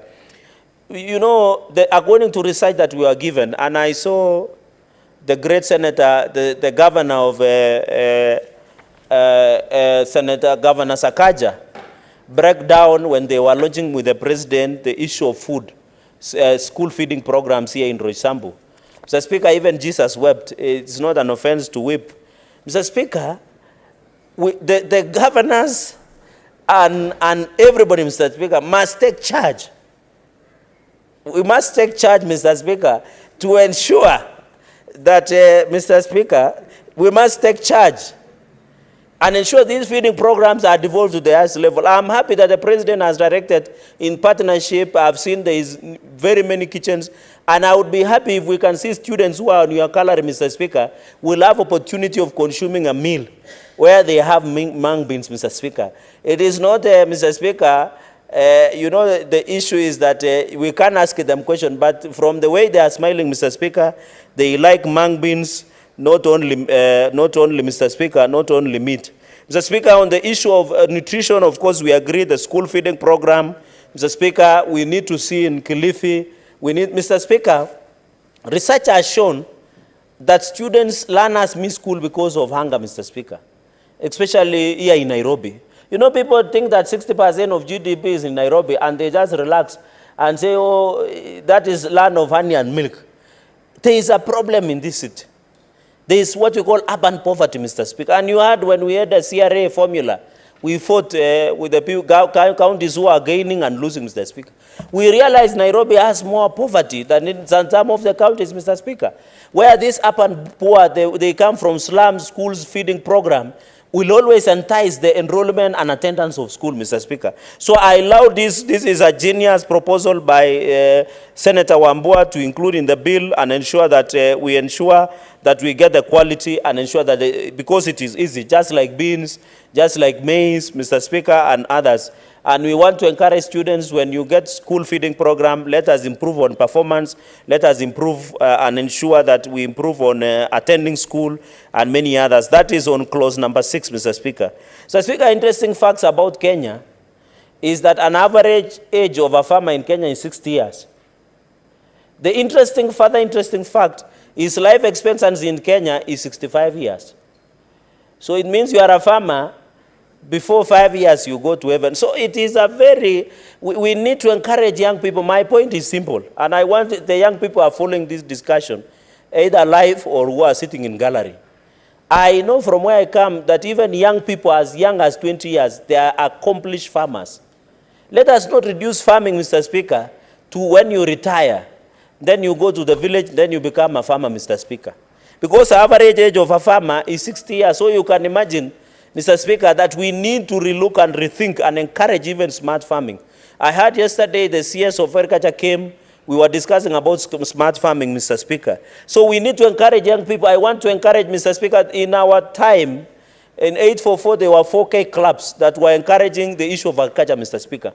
We need now, through CBC and the reforms that we are doing within the curriculum, Mr. Speaker, let us include the issue of 4K club to ensure young people appreciate the lore of agriculture, Mr. Speaker. The future millionaires, dollar billionaires of Africa and across the world is in farming, Mr. Speaker. I know because I come from the region.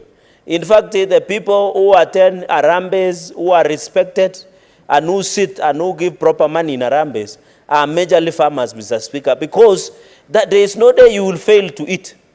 There is no day you will fail to eat something, at least from morning to evening, Mr. Speaker. So, in fact, and you know, this agriculture, Mr. Speaker, employs over 40% of our population. You see people, when you go there, from where I come, you see milk being taken from Tankina or Lelchego. You need somebody who will milk, of course, the owner of the milk, the milker, the milkman, sorry, the person who will transport, the person who will sell. Mr. Speaker, you can imagine that value chain from the time the milk is being taken to the time at consumption. So 40% of Kenya's population, which is 53.1 million as per 2019 population and housing census, are employed in agriculture sector.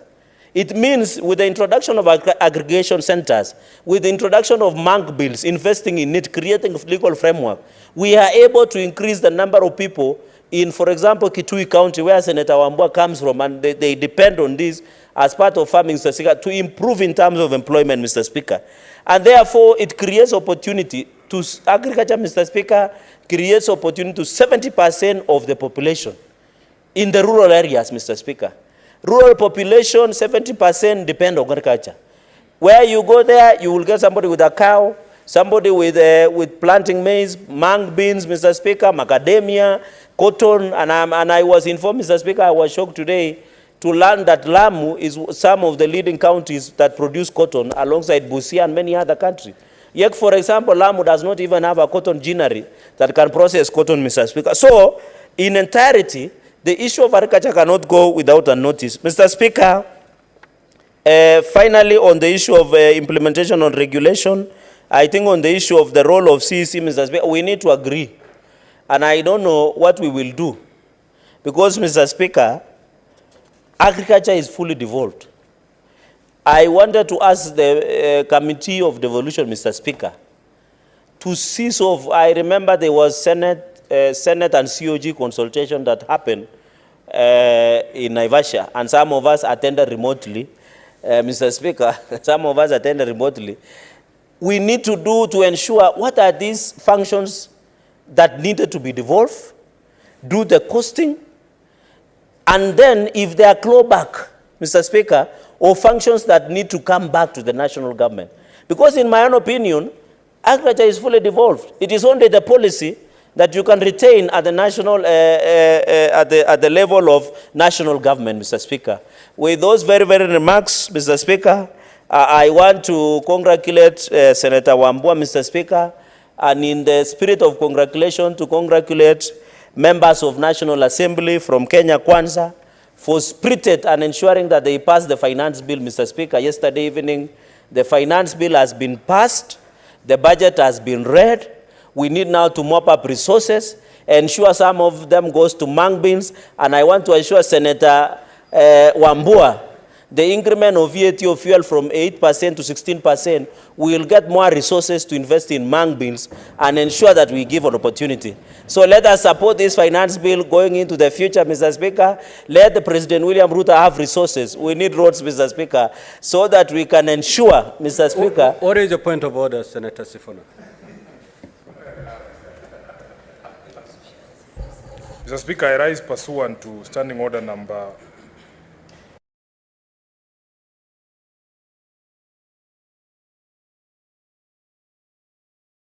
And how we can help our farmers to produce this Mung Bean. I do not see any relevance whatsoever between the finance bill and the Mung Bean and the provisions that are in this draft bill. In fact, Mr. Speaker, it is quite clear from the submissions that are coming from my colleague from Nandi that he has not read this bill. Everyone can tell, everybody who's here who is interacted with this bill knows Senator Cherargei has not read this bill. The things that he's talking about here and congratulating members of the National Assembly, they have nothing to do with this bill. In fact, Mr. Speaker, if you were to ask him, how are those farmers who produce these mung beans supposed to get their produce to the market? They're going to use vehicles that use diesel. So if you're going to increase the price of fuel, you are hurting these things. You are hurting these farmers. You are negating the very intention of this bill. So, Mr. Speaker, I want you to rule him out of order because it has no relevance whatsoever to what we are discussing. And please maybe allow people who have read this bill to have an opportunity to educate the senator from Nandi.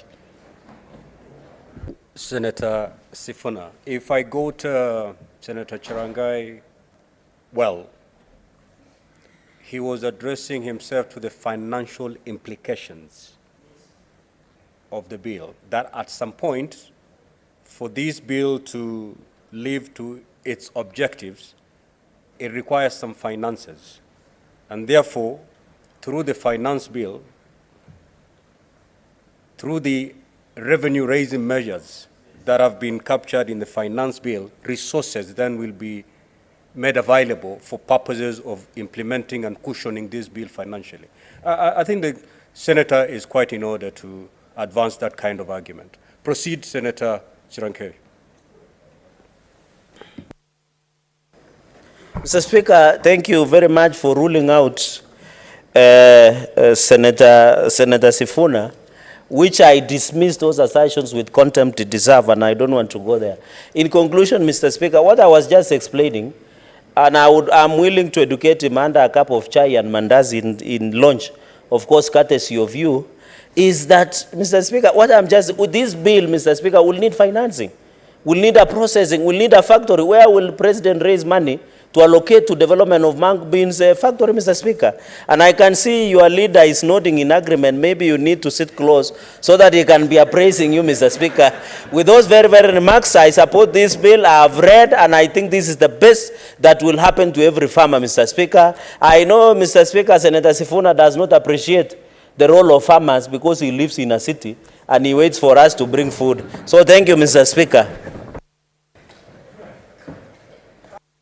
Thank you, honorable senators. Before we proceed with debate on this bill, allow me to read two messages that have been received from the National Assembly. I wish to report to the Senate that pursuant to Standing Order 46-4 of the Senate, I have received the following message from the Speaker of the National Assembly regarding the passage of the County Allocation of Revenue Bill, Senate Bills number 16 of 2023. Pursuant to the said standing order, I now report the message. Pursuant to the provisions of Standing Order 41-1 and 144 of the National Assembly, standing orders, I hereby convey the following message from the National Assembly. And whereas the County Allocation of Revenue Bill, Senate Bills number 16 of 2023, was published via Kenya Gazette Supplement number 52 of 27th April 2023 to provide for the equitable allocation of revenue raised nationally among the county governments for the year 2023-2024, as well as defining corresponding responsibilities of the national and county governments in connection to the said allocations. Whereas the Senate passed the said bill on the 6th of June 2023 and referred it to the National Assembly for consideration, and whereas the National Assembly considered and passed the said bill on Thursday, 22nd June 2023 without amendment and in the form passed by the Senate, now therefore, in accordance with the provisions of Article 110 of the Constitution and Standing Orders 41-1 and 144 of the National Assembly Standing Orders, I hereby convey the said decision of the National Assembly to the Senate. Now, honorable senators, I am consequently, therefore, in the process of transmitting the bill to His Excellency, the President, for assent. I thank you. Honorable senators, I wish to report to the Senate that pursuant to Standing Order 46-4 of the Senate, I have received the following message from the Speaker of the National Assembly regarding the passage of the Equalization Fund Appropriation Bill, Senate Bills number 3 of 2023. Pursuant to the said standing order, I now report the message. Pursuant to the provision of Standing Order 41.1 and 144 of the National Assembly, Standing Orders, I hereby convey the following message from the National Assembly. That whereas the Equalization Fund Appropriation Bill, Senate Bills number 3 of 2023, was published via Kenya Gazette Supplement number 7 of 31st January 2023 to authorize the issue of a sum of money out of the Equalization Fund and its application towards the service of the year ending 30th June 2023, and to appropriate the said sums for certain public basic services in the marginalized regions. And whereas the Senate passed the said bill on the 6th of June 2023 and referred it to the National Assembly for consideration, and whereas the National Assembly considered and passed the said bill on Thursday, 22nd June 2023 without amendment, and in the form passed by the Senate, now therefore, in accordance with the provisions of Article 110 of the Constitution and Standing Orders 41.1 and 144 of the National Assembly, Standing Orders, I hereby convey the said decision of the National Assembly to the Senate. Now, Honorable Senators, I am consequently in the process of transmitting the bill to His Excellency, the President, for assent. I thank you. Senator Boni, you know you cannot rise on a point of order. Indeed, you can seek your clarification. I'll allow that understanding of the number Thank you, one. Mr. Speaker. Mr. Speaker, allow me to, through you, to laud the National Assembly for taking such a short time to pronounce itself on these two bills. Mr. Speaker, just two things.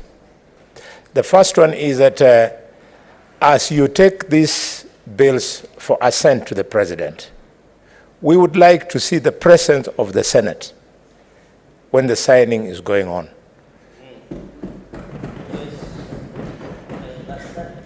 It is going to be very bitter to see Attorney General Muturi and the other Speaker there when our bills are being assented to.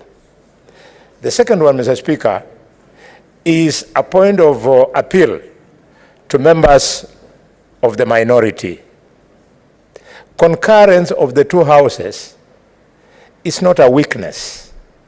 You remember, you behaved badly during the bill on IEBC, just because the House had agreed with the position of the National Assembly. You have seen now there is a reciprocity, and this should be encouraged. We were not elected to be disagreeing with the National Assembly. In fact, the Constitution contemplates a situation whereby the two houses always agree in a complementary manner on important business like this. Thank you, Mr. Speaker, for allowing me to make that remark. Senator Professor Kamar.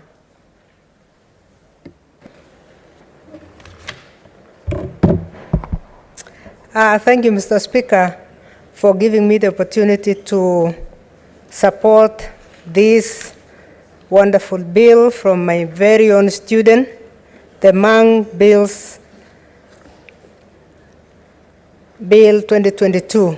Mr. Speaker, this bill came to us in the last Senate, and I'm very happy that we interrogated it at that time, looked at a number of issues which have been ably addressed by Senator Wambua.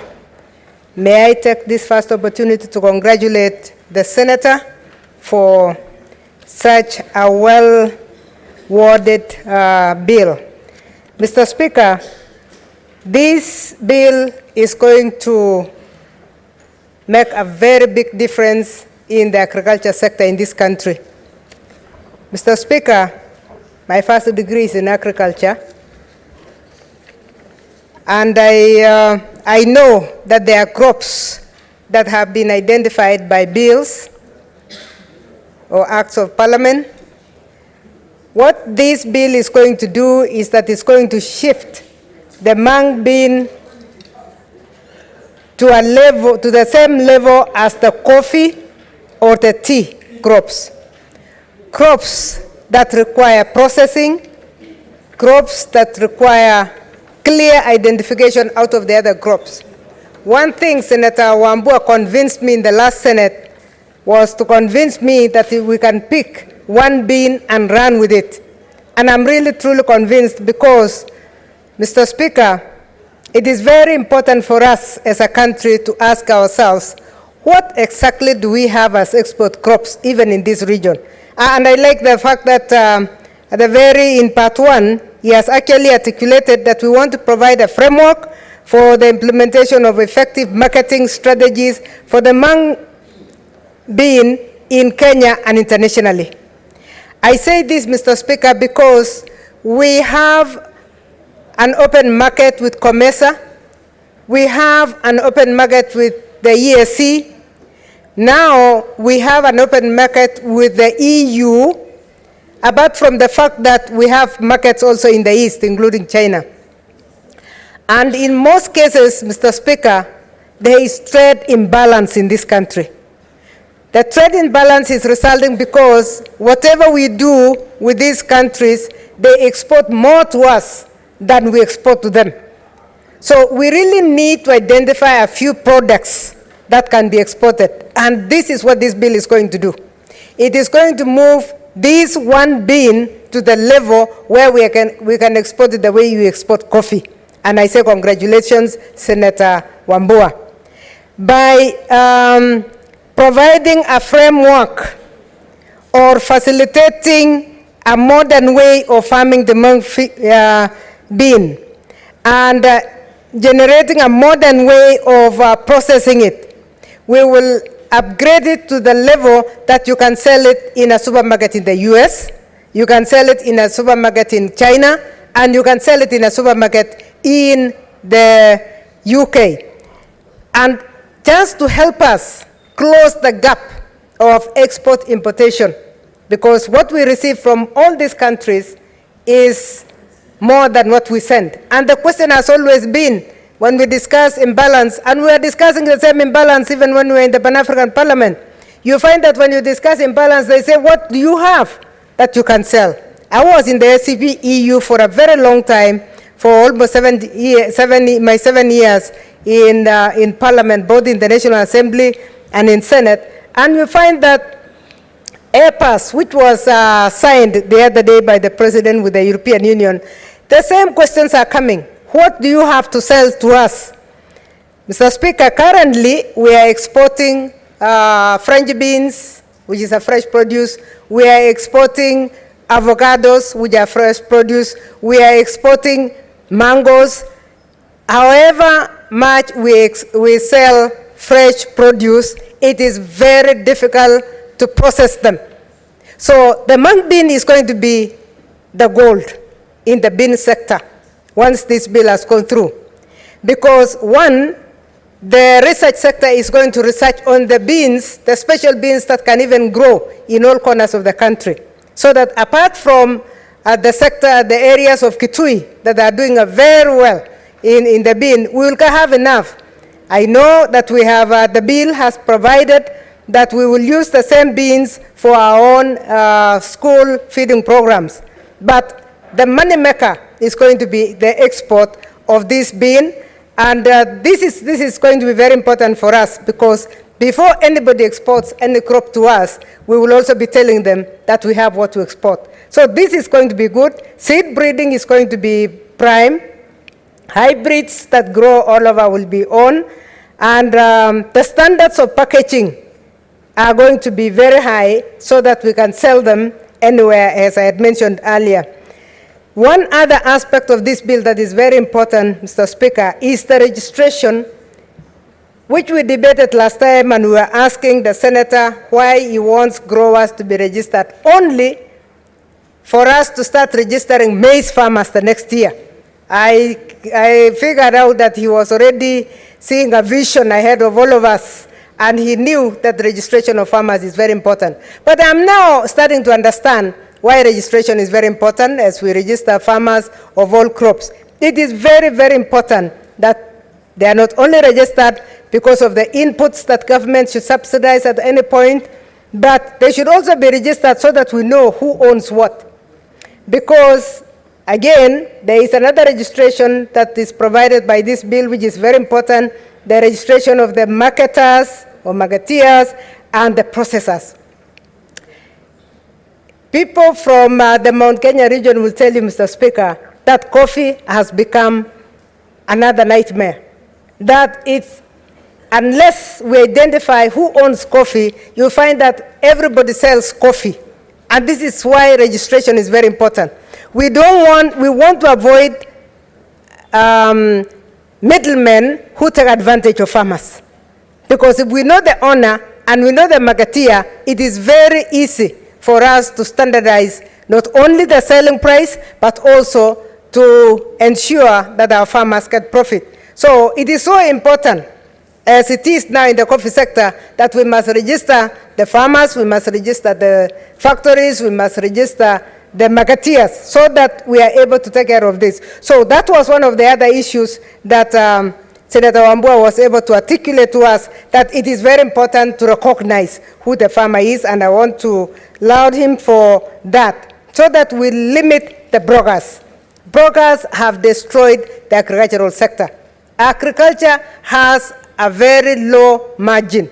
And if you have marketeers coming in, brokers coming in, you find that in most cases, the person who wins is not the farmer. It's always the middleman who wants to broker everything. And sometimes you find that these same marketeers will be mixing the products of Kenya and the products of another country in order to make their margins. Mr. Speaker, I really support this approach that has been done. Mr. Speaker, the other area that I wanted to touch on, because I was going to be very brief, is coordinated implementation of the national policies and the county policies in regulating this. We know that agriculture is devolved. There is a problem currently with agricultural products. I live almost on the border of Elgeyo Marakwet County and Uasin Gishu County. And Mr. Speaker, it is amazing that Uasin Gishu has its own regulations at the county level. Elgeyo Marakwet has its own regulations at the county level. Before anything exits Elgeyo Marakwet, there is a tax that is implemented. As it enters Uasin Gishu, there is another tax that's implemented. As it enters the marketplace for fresh produce, for example, there is another. So there is need also to harmonize regulations and to ensure that there is a flow that will retain the profit with the farmer again. Mr. Speaker, duties of the, I will not touch the duties of the county government. I think that was nicely articulated. The Mung policy, I think I have touched that one. The final one is what we do in the licensing of marketeers and processors. Identification of who should be a marketeer, who should be doing the processing, and who the large-scale traders would be. This is an area that I would like to ask Senator Wambua to articulate properly, because the large-scale trader might go beyond the borders of this country to look for the same product. We know that there is free flow of goods under the East African community, between the East African community partner states. We know there is free flow of goods between COMESA partner states.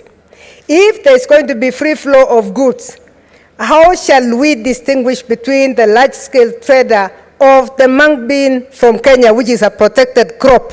Because what this bill is going to do is to protect that crop versus any other product that's coming out. We know that we will not be able to limit anything, just the way we discussed when we had our maize flow from Uganda. You cannot protect the border at the border point because of the other agreements that we have. The same thing when we have the African Union open. So we need to think seriously about how the large-scale traders will not distort the threat of this good that we are saying is going to be a specialized product. So I'm leaving it for Senator to think through so that even as we finalize the bill, if there is a way in which he can tweak so that we are protecting ours, because in most of these agreements, the source of the product is supposed to be known.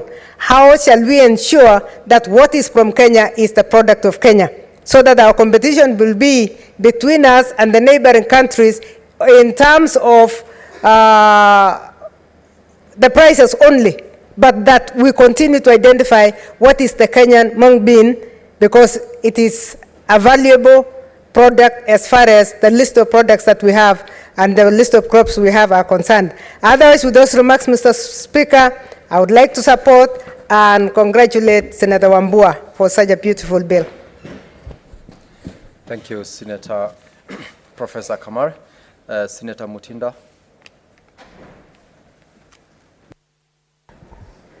Thank you so much, Mr. Speaker. I do rise to support my home county senator, Senator Wambua, on this wonderful mung bean bill.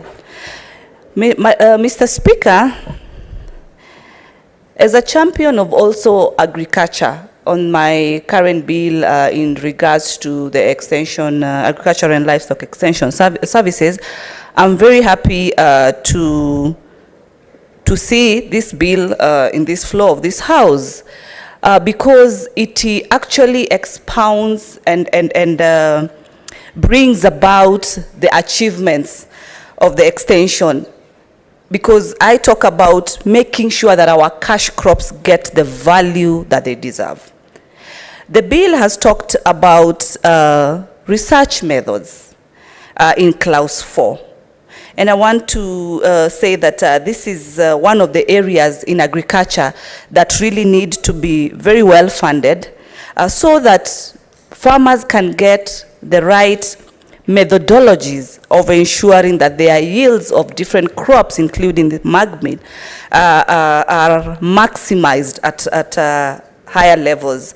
Research will include areas like soil pH levels, which is very important, fertilizers that need to be used, the type of pesticide controls that need to be used. And on pesticide, I want to mention, Mr. Speaker, that I'm very happy in the finance bill that is currently ongoing, the government has exempted raw materials on pesticides. And hence, this is going to reduce the cost of production for the different products of agriculture. And being specific on mung bean, Mr. Speaker, this is a crop that highly germinates very well in our county of Kitui. And through the right research, through the right information to our farmers, then definitely we are going to have positivity in yields. The bill in clause 3 has also talked about marketing. Different market strategies, of course, apply to different products.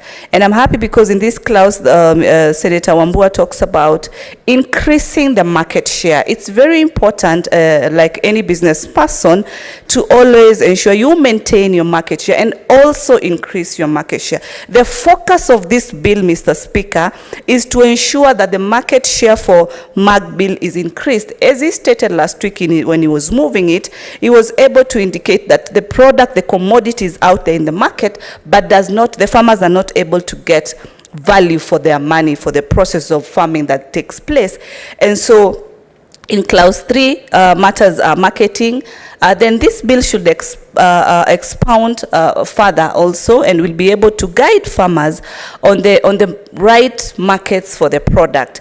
I want to agree with Senator Kamar when she talks about ensuring that we bring out a trademark, a brand name for our mung bean in this country, so that even when our commodity is in the different countries and different parts, it can be easily identified. I want to resonate with the commodity tea. when we sometimes travel, we get a lot of positive compliments that Kenya, when you say you're from Kenya, they say Kenya has the best tea. We have made a name, a brand. And I'm happy also in the finance bill, we've been able to also reduce export taxes. And it's through this that the Kenya Kwanza government is focusing on ensuring how do they reduce production costs as far as agriculture is concerned. And through this product, this MAC bill, will be able to actually have a lot of advantages when this bill is passed, because a lot will be achieved. Lastly, Mr. Speaker, I want just to touch on the technology aspect. I'm very happy about it because we are in a digital space. We are in 2023 where everything is digital, and it's the high time at the agricultural level we embrace agriculture. This technology will ensure that we have database for all our farmers. We'll also have the different kind of grades that are required, and also through this database farmers can be able to get the subsidized fertilizer, which you know very well in the finance bill we have a budget for subsidy of the fertilizer, and you realize that this is going to help us achieve as a country entirely, not looking at any political divide, but ensuring that we achieve on food security in this country, Mr. Speaker. With those few remarks, I had requested, and I apologize to the members who are in front because I want to rush back to the impeachment committee, but I just came so as to support for the passion that I have for agriculture. Thank you, Mr. Speaker. Thank you very much, Senator.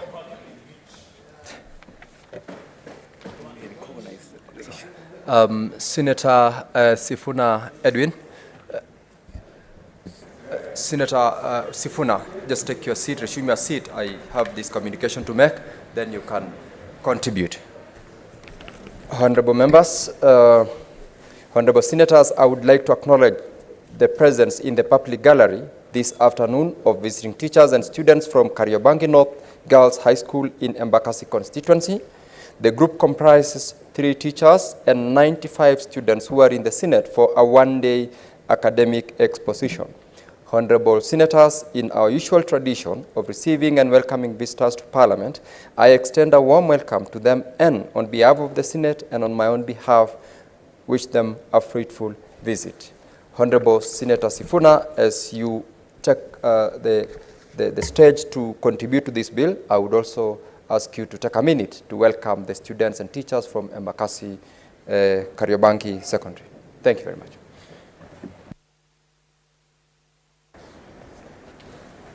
Thank you, Mr. Speaker. Let me join you and the Senate in welcoming the students from Kariobangi to our Senate this afternoon.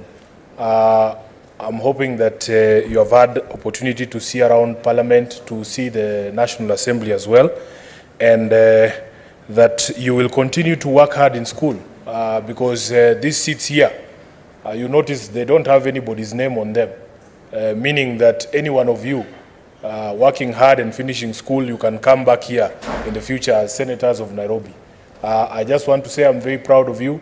I'm very proud of your teachers and the work that they're doing, and continue supporting us. We hope that on the many issues that are facing our country, you are proud of the people that you elected, that we continue to speak for you. So enjoy your visit.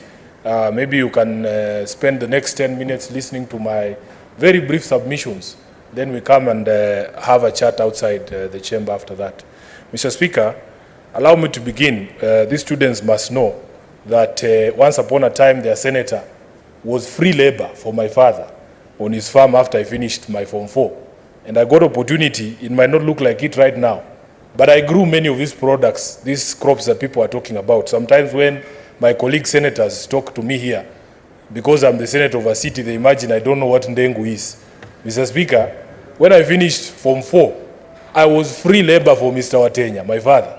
I grew maize, I have grown sugarcane, I have grown cassava, I have grown groundnuts, and I have grown this ndengu. And I want to confess here that before this motion or this bill came to the floor of the House, I didn't know that ndengu is called Mung Bean, Mr. Speaker. So I want to thank Senator for Kitui for enlightening me that this is what we were talking about. I was expecting some very fancy crop, only to be told that it is ndengu. Mr. Speaker, allow me to also correct something that was said here by my colleague Senator Cherargei. Mr. Speaker, there is no... what is your point of order, Senator Mandago? Honorable Speaker, is the Senator for Nairobi in order to cast aspersion on his father that he was employing child labor, while indeed he was being mentored to become a serious, responsible citizen and a future senator, Mr. Speaker? Senator Mandago, I do believe that the Honorable Senator for Nairobi was just using, analogies and semantics. Otherwise, free labor is free labor as it's described. Mr. Speaker, I hope but Senator... you're entitled to also make a correction. Yes. And amends on it. Mr. Speaker, I hope Senator Mandago heard me when I said I had finished high school. I was an adult then. I was 18 years old. And my father made very good use of me during that gap year between Form 4 and when you joined the university. Mr. Speaker, I was saying that I wanted to correct a notion that had been presented by Senator Cherargei, that in fact, when we talk about food security, there is a component of food security that many of us miss. Food security does not mean that if there is no maize flour, you substitute with mung beans. No. Food security is met when the food that is available for the people also meets their food preferences. I have said on the floor of this house that as Luyas, as a Luya man, I consider ugali the only square meal that I can have, and that it is possible for me to starve even if you are feeding me with ndengu. I can die of starvation if you feed me only with rice. That's what I'm saying. It does not meet my food preference. Mr. Speaker, I want to also say that we have had a very difficult experience as farmers in other crops like maize, like sugarcane and the rest. And every effort that is there to protect farmers in other fields. Because, Mr. Speaker, it is very possible that the same reasons why maize farmers are crying at some point. Senator Kinywa, what is your intervention? Mr. Speaker, can I be allowed to make my submissions without this incessant intervention? Take your seat, Senator Sifuna. Let me listen to what Senator Kinywa seeks to intervene on. Mr. Speaker, the people of Kitui are listening, keenly listening. And when the Senator of Nairobi said he thought mung beans is a fancy crop, so does he insinuate, Mr. Speaker, that dengu is just another crop and the people of Kitui are listening, Mr. Speaker? What did he mean by fancy, Mr. Speaker? Senator Sifuna. Mr. Speaker, you must rule my colleagues out of order. This is what we call frivolous points of order. Because I think it is a problem with language. Proceed. Yes, allow me, please. Mr. Speaker, don't allow any further interventions. Mr. Speaker, I have even forgotten where I was because of all this. And this is the intention of these people. This is why they do it. Mr. Speaker, I was saying that because of the problems other farmers have experienced, we should not assume that the problems that bedeviled maize farmers, for instance, cannot bedevil the ones growing mung beans. Mr. Speaker, I'm very happy that in this particular bill, the Senator has made it clear that the intention of the bill is actually to protect these farmers. Mr. Speaker, I had a conversation with him regarding some of the provisions, and I wanted to speak to only 3 provisions of this bill. Mr. Speaker, the first one is Section 6, which provides that the national and county governments shall, where they implement feeding programs within schools or other institutions or areas falling within respective mandate, implement a homegrown feeding program aimed at maximizing the benefits for growers by linking schools and other relevant institutions to local production. Mr. Speaker, here in Nairobi, I saw my governor the other day launching what is perhaps the largest school feeding program in the country. He estimates to spend about 800 million shillings per year just to feed the students in the public schools in Nairobi. And because we do not have those farms here to grow some of these crops, I am happy that this bill is providing a mechanism where we can link that program of the county government of Nairobi with the growers in Kitui. So, Mr. Speaker, what we need to do is to make sure that even in these school feeding programs, we see that linkage between the county governments or national governments implementing similar programs and the farmers themselves so that we can maximize on value. Of course, there are criticisms for our school feeding program here because, Mr. Speaker, as you know, in Nairobi we have about 205 public schools across the 85 wards. But, Mr. Speaker, a majority of the students, many of the students, are in what we call non-formal schools, and that they are the bulk of the students here, so that implementing that school feeding program in public schools alone is not auguring well for many of the parents in Nairobi. And we have had this conversation with my governor. Because, Mr. Speaker, you will know that out of the 85 wards in Nairobi, there are 10 wards where there are no public schools. 10 whole wards, you go to places like Pipeline with that high density, places like Quorum, there are no public schools. So we have asked him that he must extend this school feeding program to even the non-formal schools. And I'm sure he will listen because most of the times he does. Mr. Speaker, what we want people to know about this particular bill as well is that under clause, I think it is clause 8.2, I did not understand why Senator Wambua wanted that all the growers of Ndengu be registered with the county governments. But he explained to me that if you are going to offer extension services to these farmers, the county government needs to know where these people are and what variety of the bean they are growing. Because, Mr. Speaker, one of the arguments that has been made in this country is that we are overregulated. There are too many regulations, there are too many licenses, there are too many registrations. And for me, when I was growing these crops back at home, I wouldn't imagine that I needed registration. I thought initially that it was going to add another layer of bureaucracy for these farmers, but Senator Enoch Wambua has very ably explained that if, in fact, we're going to have those farmers benefiting from the agricultural extension services that are mandated under this bill, you need to know who these people are and where they are and what they are growing. Also, Mr. Speaker, let me speak to clause number 9, where it requires that any person who markets, processes, or carries out large-scale trading in the mung bean or its products must obtain a license from the relevant county government. I think this is the crux of this bill. Because, Mr. Speaker, the problem has always been, in any cash crop in this country, the exploitation by middlemen. The exploitation by middlemen that ensure that the farmers do not reap from what they have sown. Mr. Speaker, I only advised my senior that he may need, under the definition section of the Act, to define what large-scale trading is so that we don't victimize people who might not necessarily be large-scale traders. Mr. Speaker, a lot was made here about the impact of the just passed finance bill. And I was very happy when the Speaker made that ruling that, in fact, we can discuss that matter even in this particular discussion, because that has opened an avenue for me to also say a few things. I honestly believe that an increase in VAT, Mr. Speaker, because the argument was made here by Senator Cherargei, that we are going to have more money for us to be able to give the county governments.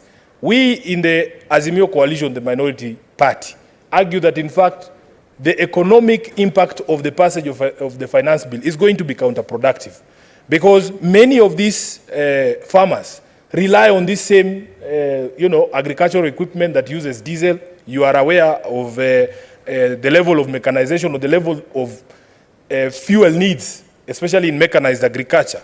And, Mr. Speaker, if you levy further taxes on fuel, we are going to see a lot of problems facing our farmers. He also made the argument that somehow those increased taxes are going to be able to support this particular program.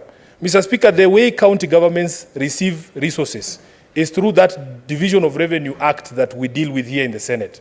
And it is unfortunate that this was coming from Senator Cherargei, because I know his position on the Division of Revenue. If he can guarantee us that now that the taxes have been increased on just about everything, that next year when we come here to discuss the Division of Revenue, he will increase resources of the counties, I will be more than happy. Mr. Speaker, I told you, Nairobi is going to spend 800 million shillings, 800 million shillings per year to feed the children in public schools. Do you know, Mr. Speaker, that that 800 million shillings is the entire extra allocation that Nairobi received under the Division of Revenue this year? So you can imagine a single project like that in the county of Nairobi gobbles up every single penny that we added to the equitable share of the county of Nairobi. The county governor told us on Madaraka Day that he's going to put 500 million shillings in renovating City Stadium. Mr. Speaker, this is why we argue here every day with my colleagues, that counties need resources, counties need money. So if indeed the national government is receiving an additional 300 billion shillings, Mr. Speaker, why is it not possible for us to make sure that also the county governments receive money, additional resources commensurate to the responsibilities that we are adding upon them? I have stood here to debate bills upon bills that are adding layer upon layer of extra responsibility on the county governments. But there is never a commensurate measure to ensure that the counties actually have those resources to undertake the programs that we are asking them to undertake. So, Mr. Speaker, Senator Cherargei, I believe, was misleading the House, misleading the nation by coming here to pontificate about how county governments are going to get extra allocation. Yet when the vote was here on this particular floor, he rejected those extra resources to go to county governments, including his own county government of Nandi. Maybe the people of Nandi don't need these extra resources. I think, Mr. Speaker, you had agreed to protect me from these incessant points of order. And you must rule him out of order and throw him out. Mr. Speaker, when he was speaking, I was very quiet. So let me conclude. I want to conclude by saying that I support fully this particular bill, and I want to congratulate my brother, Senator Kitui, for bringing this bill. I thank you, Mr. Speaker. Thank you, Senator Cherargei. Senator Sifuna, sorry, Majority Leader. That's very simple work you're giving me. Let me deal with the Mung Beans first. Mr. Speaker, you know, I will respond later to the misleading information by my good friend Senator Sifuna. But first things first, let us deal with Mung Beans. The only thing that I agree with Senator Sifuna, or I share in common with him, is that like him too, I came to learn in the Senate that dengue is called Mang. At least that much, Mr. Speaker, we agree. Secondly, Mr. Speaker, is that this is very personal to me. You know, Mr. Speaker, and perhaps that's also closer to what he said, my mother would have been very proud of you, Senator Wambua, because of what you're doing to this very important crop. As a young boy after high school, Mr. Speaker, the duty of preparing lunch for my younger siblings used to fall upon me. You remember back in the day, Mr. Speaker, we would wait for 2 years before joining universities. And that's a time that many of us will find many things to do. Senator Sifuna said he used to cultivate crops in his father's farm. One of the things I used to do, Mr. Speaker, is to prepare lunch for my younger siblings. And my favorite lunch preparation, Mr. Speaker, was mang. For the simple reason that I'd play football up to 12, 15, then quickly remember that, oh my goodness, they'll go for lunch break at 12:45. And I'll rush to the kiosk next by. As I rush to the kiosk, I'll quickly put water to boil. And the beauty with mang, Mr. Speaker, is that in 15 to 20 minutes, this crop is ready. And you just need to add some onions and tomatoes, and you have lunch ready alongside rice. And I did it so many times until they started referring to me as, my mother used to say, you'll make mang grow in our stomachs. Because that's the only meal I'd prepare because of not having sufficient time. And therefore, it's a good recollection to see Senator Wambua try and get a good coordinated effort to the farmers that give us this very nutritious crop and one of our favorite meals up to date, Mr. Speaker.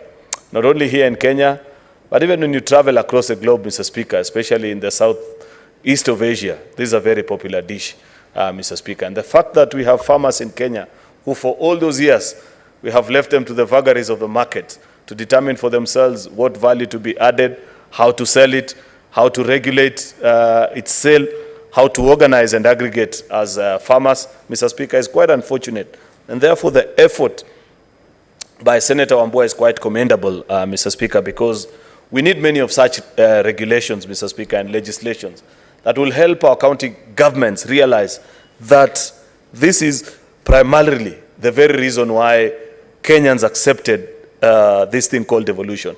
It was with the understanding that you are bringing services closer to the people. Part of the service, Mr. Speaker, that we speak about includes part of the responsibilities that I have seen Senator Wambua in the preliminary and even the first part of the bill on the responsibilities of the national and county governments, Mr. Speaker, on what measures they need to put in place, both policy and organizing our agriculture, Mr. Speaker, to ensure that our farmers are properly organized, guided, get the necessary support from our agriculture departments. I have seen that the bill, Mr. Speaker, gives duties actually specifically, apart from the specific county governor. Later, further in the bill, there's actually specific reference to the CEC member in charge of agriculture and the responsibilities that they're supposed to carry out, Mr. Speaker. This is quite commendable because, you know, Mr. Speaker, many people don't realize, and I have seen even part of the bill as well to a large extent seem to not lay specific emphasis on what I want to speak about.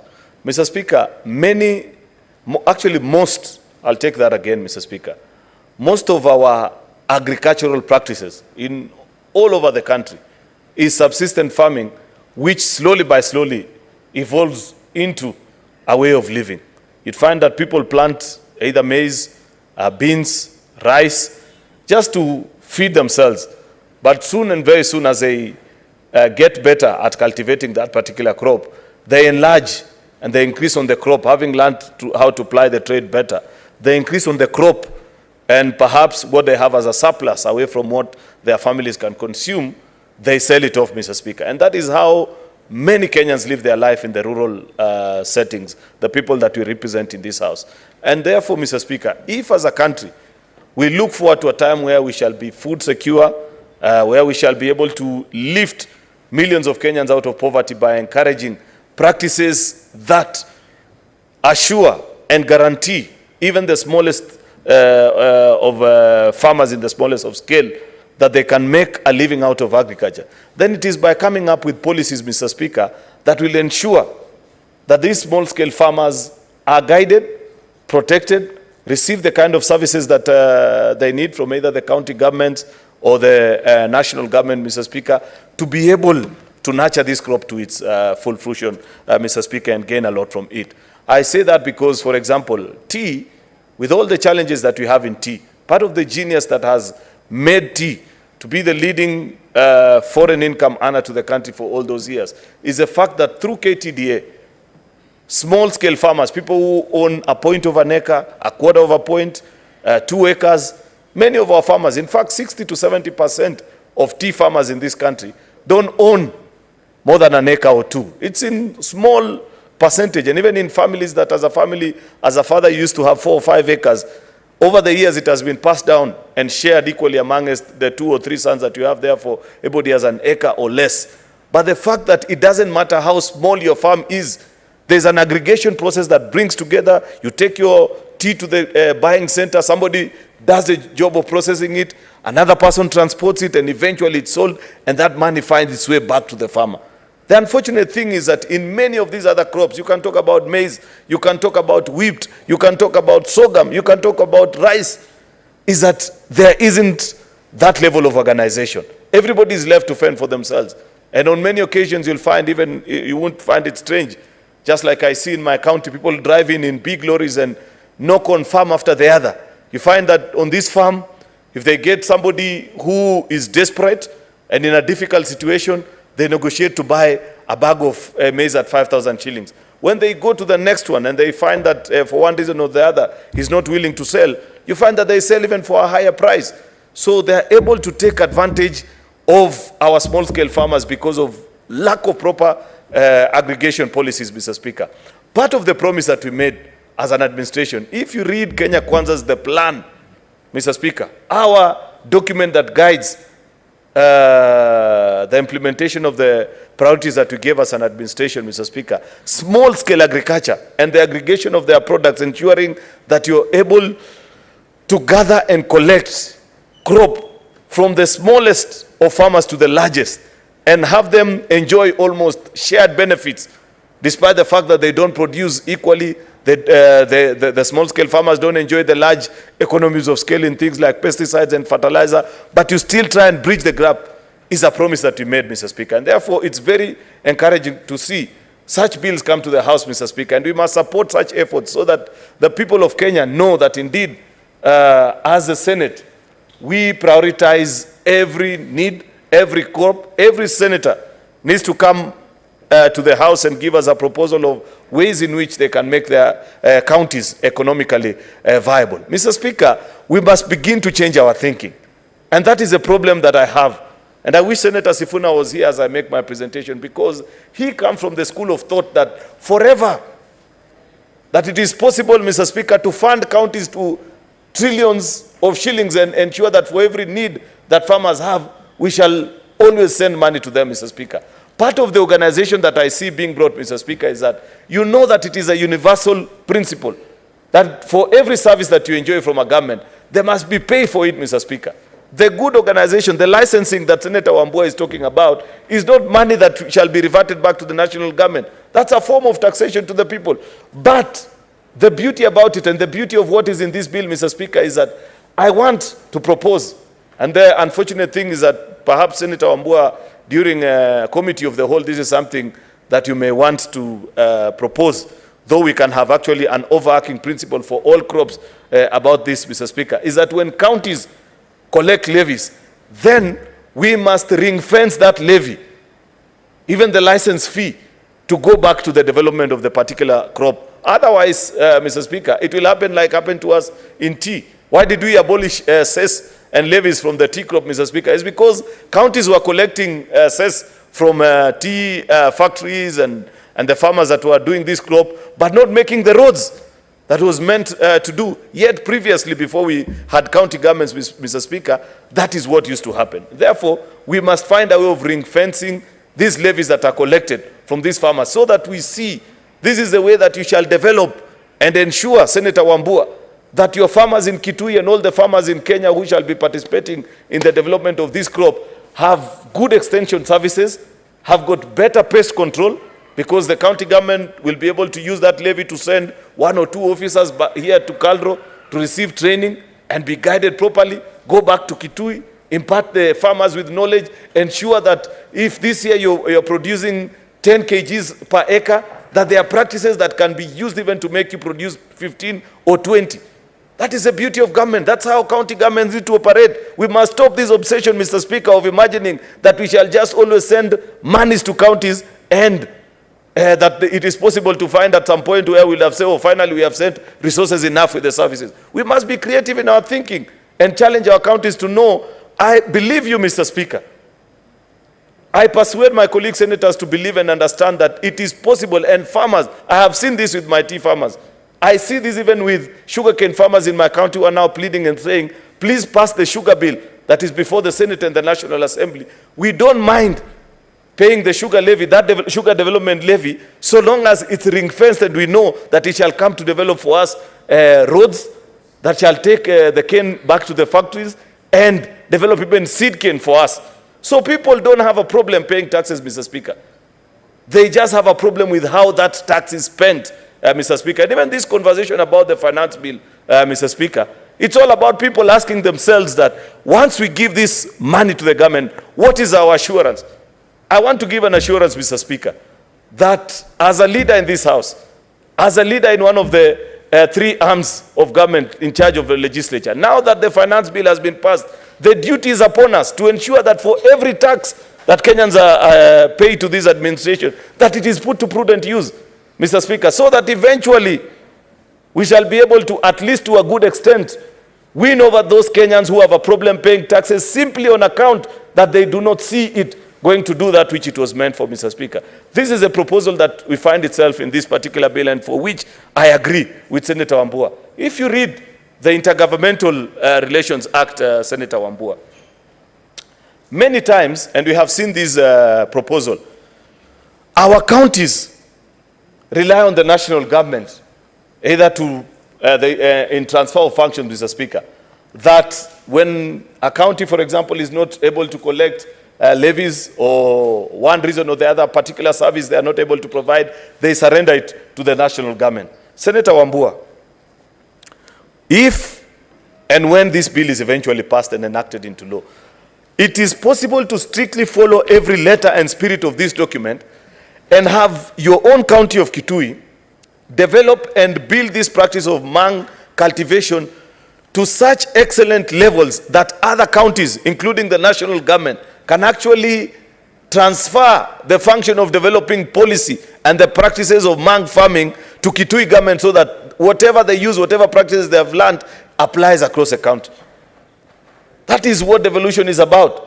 It should not only be imagined that it is always the counties that surrender to the national government functions. It is possible for a county government to excel in a particular practice and trade to a point that the national government actually selects and says, County Wajir or County Marsabit have excelled so much in the development of livestock and, you know, building the paddocks and developing the framework in that trade to a point that we want to cede even policy development to them. And whatever they do there in Wajir, in Marsabit, in Kitui, applies across the county. That is what we need to be aspiring to as representatives of county in this house. That is the spirit of devolution, Mr. Speaker. And therefore, let us not reduce this conversation about counties. I hear my friends from the minority side each and every time want to remind us, oh, we wanted 417. It's not just about money. It's more than money, Mr. Speaker. You can send billions. And we know that we have done this. We have capacity, Mr. Speaker, to stand up for higher than even what they are talking about. But, Mr. Speaker, we are alive to the challenges and the situation that we find ourselves in as a country. The thing that I want to challenge my colleagues, all of us in the Senate, is think of ways in which we can spur economic activity in our counties over and above that the funds that we devote to our counties. It's not just about sending resources. Resources are important, Mr. Speaker, but more important are ideas and policies that will make counties sustainable, Mr. Speaker, over and above, beyond even that which is devolved as a fund, Mr. Speaker. Therefore, I congratulate Senator Wambua for this immense and important proposal that he has sent to us. Of course, I have seen the fines that is being proposed on large-scale farmers, especially those that fail to register and all those challenges that may arise out of it. I hope, Mr. Speaker, that counties will understand and appreciate, Mr. Speaker, that any levy that has been developed or gained to the county from the practice of this particular crop, Mr. Speaker, should be cultivated back to it, Mr. Speaker, at least to a greater extent. It's not possible maybe to do it 100% because there are other services, but at least to a greater extent, Mr. Speaker, see ways in which, as a county, you can develop train other farmers, develop a subsidy program like the national government is doing, Mr. Speaker, with the fertilizer subsidy. Of course, I know people are talking about the cost of food, but you have to appreciate, Mr. Speaker, and one of the things I'm happy about is our fertilizer subsidy program, Mr. Speaker. Those of us that come from the food growing regions, Mr. Speaker, appreciate, at least know that despite the fact that there is a high cost of food right now, in the next 2 or 3 months, we shall have a bumper harvest, Mr. Speaker. I walk in many farms over weekends, Mr. Speaker, and I see the kind of crop that we're expecting this time, and I appreciate that this first policy that this administration took of running through a subsidy program to our farmers, Mr. Speaker, is beginning to yield fruits. Second thing, which I have seen Senator Wambua propose, is the fact that it is important to register farmers. The new gold, Mr. Speaker, they say, the new oil, Mr. Speaker, they say, is data. Data is king. Whoever is making decisions, Mr. Speaker, that is well informed by modern and well-kept and updated data, Mr. Speaker, makes the most accurate decision. That's why I appreciate the proposal to register these farmers, Mr. Speaker. You know for a fact, Mr. Speaker, then you know many times, Mr. Speaker, and we've had this conversation about the media and this obsession that they have about negative news in our country. A genius thing happened, Mr. Speaker. I don't know if you're aware, Mr. Speaker, that upon the coming into office of this administration, within 2 months, and with the least of budget possible, we were able to register farmers across the country, millions of them who are now benefiting out of the fertilizer subsidy program. In fact, previous reports that were found at the Ministry of Agriculture were quoting 5 to 10 billion shillings as what it will cost to register farmers in the country. But out of a meeting chaired by the President and his deputy, Mr. Speaker, chiefs, and using the provincial administration structure, were able to go to each village and register people, village by village, because they know your land size. You cannot go to your village, Mr. Speaker, and claim to have 10 acres while your chief knows very well that you live on 5 points. That was the quickest way to get the proper and most accurate data today, and it is based on that information that you book your allocation. Those with 2 acres, because the science is there, Mr. Speaker, you need X number of bags per acre. So depending on your, on your size, Mr. Speaker, that's the amount of fertilizer that you apply for. This is a kind of modern agriculture practice that is being advocated for in this bill, and I support the fact that there will be need for registration of farmers, Mr. Speaker. This is the kind of legislation that you are looking for as a House, Mr. Speaker, and I hope we can have many such legislations, Mr. Speaker, so that we help our counties to appreciate the important role that they play. The fact that agriculture is devolved and they know that there is need to manage our agriculture better, Mr. Speaker, so that there is better productivity. Because the more you produce as a county, Mr. Speaker, the more you are able to earn, the more levies you are able to collect, the more services you are able to provide. You improve on your gross domestic product as a county, Mr. Speaker, as we have seen in the last few days, and I hope this can be the same. I challenge colleague senators, there's something that can be done. Even those that come from the most arid of areas, Mr. Speaker, up north and in very difficult parts of the county, there is at least something that you can do and excel it to greater levels, Mr. Speaker, and earn a living for your people. And this is what the Senate is about. This is what devolution is about. And I hope that we can have as many legislation such as this, Mr. Speaker. With those many remarks, I beg to support and congratulate my colleague, leader, Senator Wambua, for a brilliant and well thought out bill. I thank you, Mr. Speaker. Thank you, Senator Majority Leader. Senator Wamatinga Wahome. Thank you very much, Mr. Speaker. I also like to support this wonderful bill from the Senate for Kitui. Mr. Speaker, sir, I do pride to be sitting in the Committee of Agriculture, and I've seen the vigor and the passion that the Senator for Kitui has been pushing this bill, among other bills that will bring changes in the agricultural sector. As has been said by many, Mr. Speaker, sir, mung bean can be one of the products that can ensure that Kenya moves closer towards attainment of food security. We are all aware that it's not a highly perishable product, and that being the case, Mr. Speaker, sir, putting legal frameworks in place, enhancing and encouraging farmers and protecting them so that they are not exploited, can be a move that can ensure that Kenya will never again rely on relief food. Mr. Speaker, sir, we know that mung bean is also very rich in nutrition value, and we know that with discussion of starting school feeding programs, like has been done by the County of Nairobi, and which is very fast picking momentum in other counties, mung bean is one of the things that we can resort to instead of relying on the traditional beans that have been up to now a challenge even to get. In terms of farming, we know that this is a crop that does well in areas that do not have a lot of rainfall. What we need to do, and as I thank Senator Wambua for this, is to manage it so that we have post-harvest wastages will be managed, and at the same time, we'll encourage the county governments to ensure, as they are arranging to start school feeding programs, one of the main components, other than ugari and maize, should be the mung beans. Therefore, Mr. Speaker, sir, I want to thank the Senator for the passion that he's expressed so far, and indeed for coming up with this wonderful bill, and for his very, very supportive role even when we are embarking on the coffee and tea bill. And now, after we are done with the mung bean, I know that we are going to start on macadamia and nuts bill.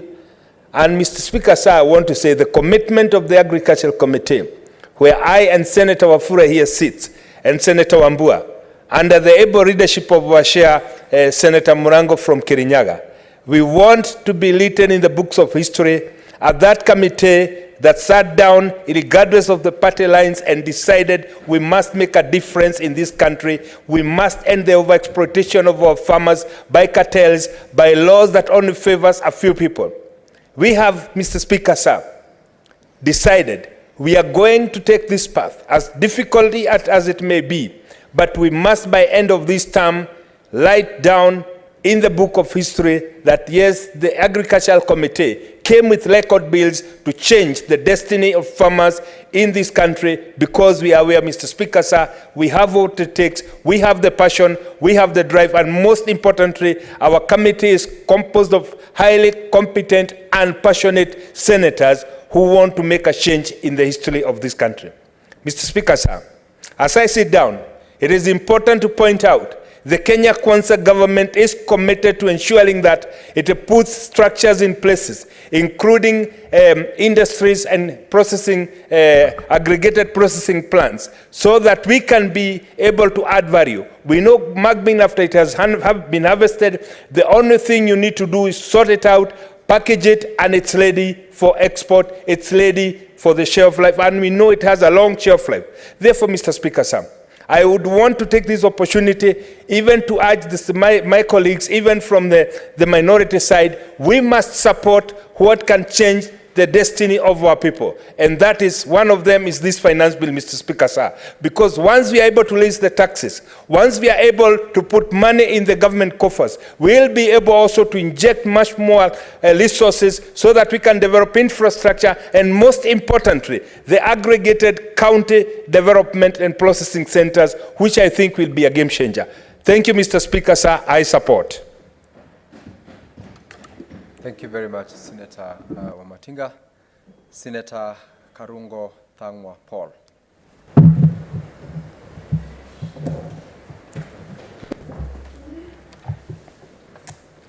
Thank you very much, Mr. Speaker, for this great opportunity to rise and support this bill by my good friend, Senator for Kitui, Senator Wambua. Mr. Speaker, when I read this bill, first of all, it hit me and I asked myself, why just dengu? Why can't we just throw in beans, njahe, peas, and everything in it? And then I realized, Mr. Speaker, when you specialize on something, sometimes it's not good to mix you with other people who are doing different things.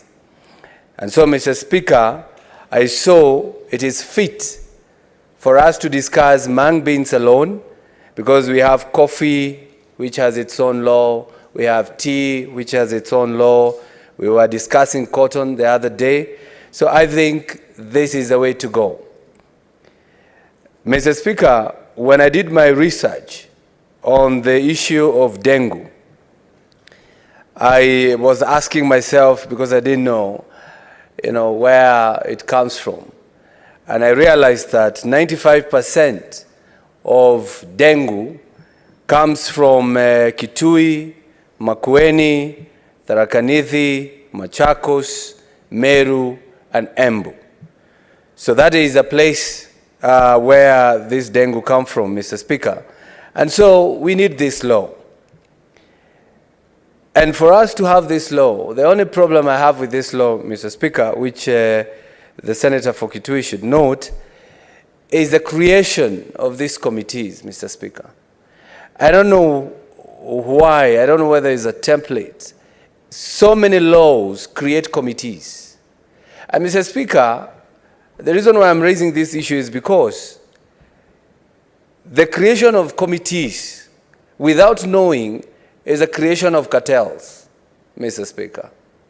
The moment you create a committee to focus on a free market that was free before, then you have given power to a few people to manage a whole group, Mr. Speaker. But what can be done? The county governments, they do have channels, they do have departments, they do have employees, they do have extension officers. I think we should have the county government to come up with a way to manage the whole process, rather than just formation of a committee of a few individuals. And the committee says we need to include somebody who is in this business. The moment you get that person who is doing that business and you uplift them above everybody else, now that is where the cartels begins, Mr. Speaker. Ask those people who are in the coffee industry. When you form a body that is supposed to do a certain task that was not done before, or that anybody is supposed to do, you give power to some people who, if they do not have the business or the production, or they do not have the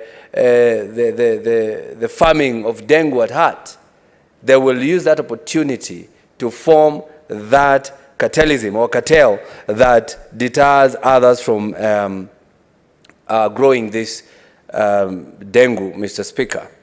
Mr. Speaker, in the bill itself, it is tasking the Council of Governors to make sure the counties improve the production.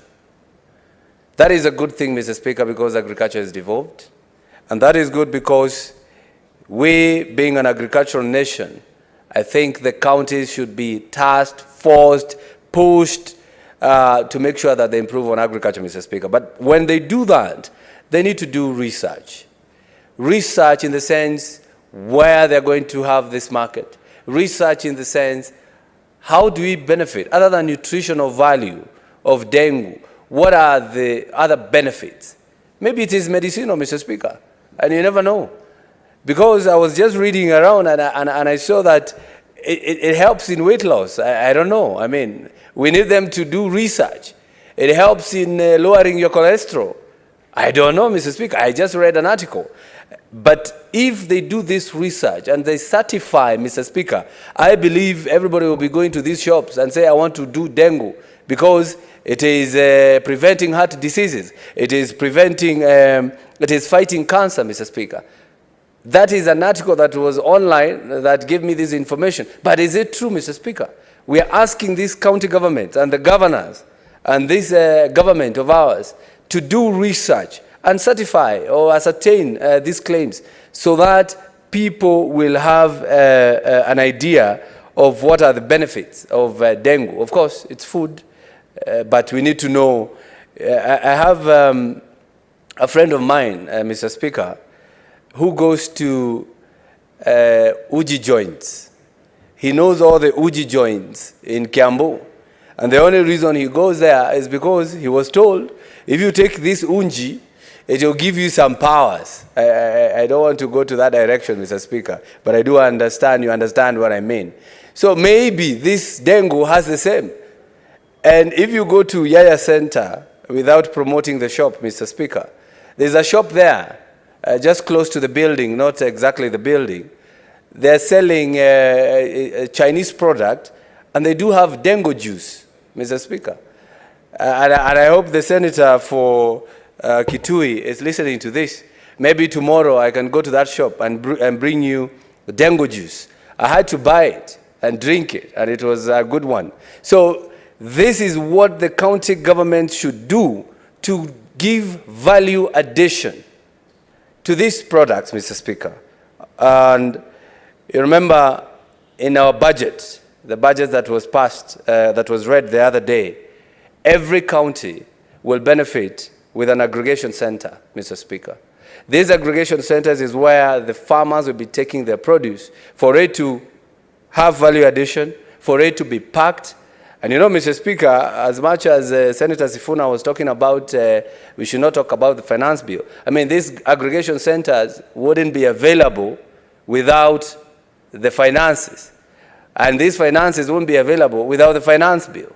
So I think Senator for Nandi was right to link in the finance bill on this issue of Mung Beans. Because even the farmers themselves from Kitui, Makwiny, Tharaka-Nithi, and Machakos, they need markets to sell this produce.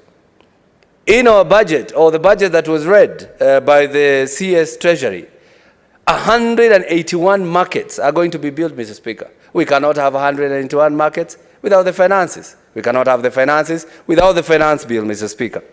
Mr. Speaker, we need the counties to train these farmers. And by training them, not only in the ways of farming, in the ways of producing it, even in the conservation of it, how to keep it from the pests, you know, weevils and everything else, Mr. Speaker. So when it comes to promotion of Mung Bean, Mr. Speaker, I do support this bill. It is a very good bill, and I believe all we need to do is copy-paste and introduce other series when it comes to coming up with the new laws. And Mr. Speaker, as I conclude, the counties are supposed to register the growers, Mr. Speaker. I think this is a good step towards understanding who farms this kind of product, what scale, is it just a small farm, is it a big farm? And you know, Mr. Speaker, when the county has data, it will be able to know who they distribute the fertilizer to.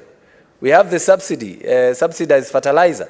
Of course, again, which is in the budget that require finances, the finances that were supposed to be gotten from the finance bill. And so that's why we are telling the Senator for Kitui, this finance bill is going to assist even the farmers whom we are talking about here, the farmers, the dengue farmers. So what I was trying to say, Mr. Speaker, with data, the county government will be able to know whom to give this fertilizer. Right now, if you ask them, they don't know. They don't even know whether those farmers they give have crops, how big is the farm. Everybody is given a sack of it, which is about 50 kgs or 70 kgs, I don't know. But when you go home, maybe they have 50 by 100, another one has 10 acres. So with the data, they'll be able to know who requires what, Mr. Speaker. And the issue of licensing, and that was my issue when I said about the committee.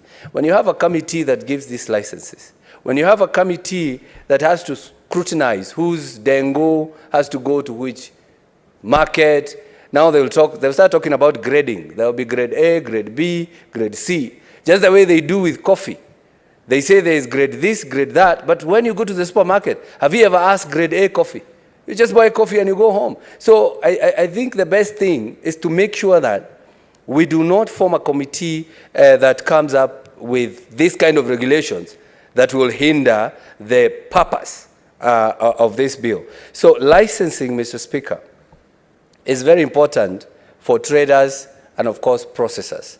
This, again, is to control quality and to know who is doing what so that our farmers do not get oppressed. And with that, Mr. Speaker, I think I've given out all my contribution. Thank you very much, Mr. Speaker. I support. Thank you, Senator Karungo. Senator Commissioner John Kinyua Nderitu.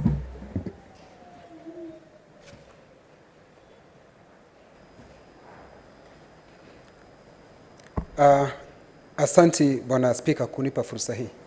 Kuanzia mwanzo nataka kumpongeza Senator Enoch Wambua kwa kuleta mswada huu, Bwana Spika, mswada wa ndengu, Bwana Spika.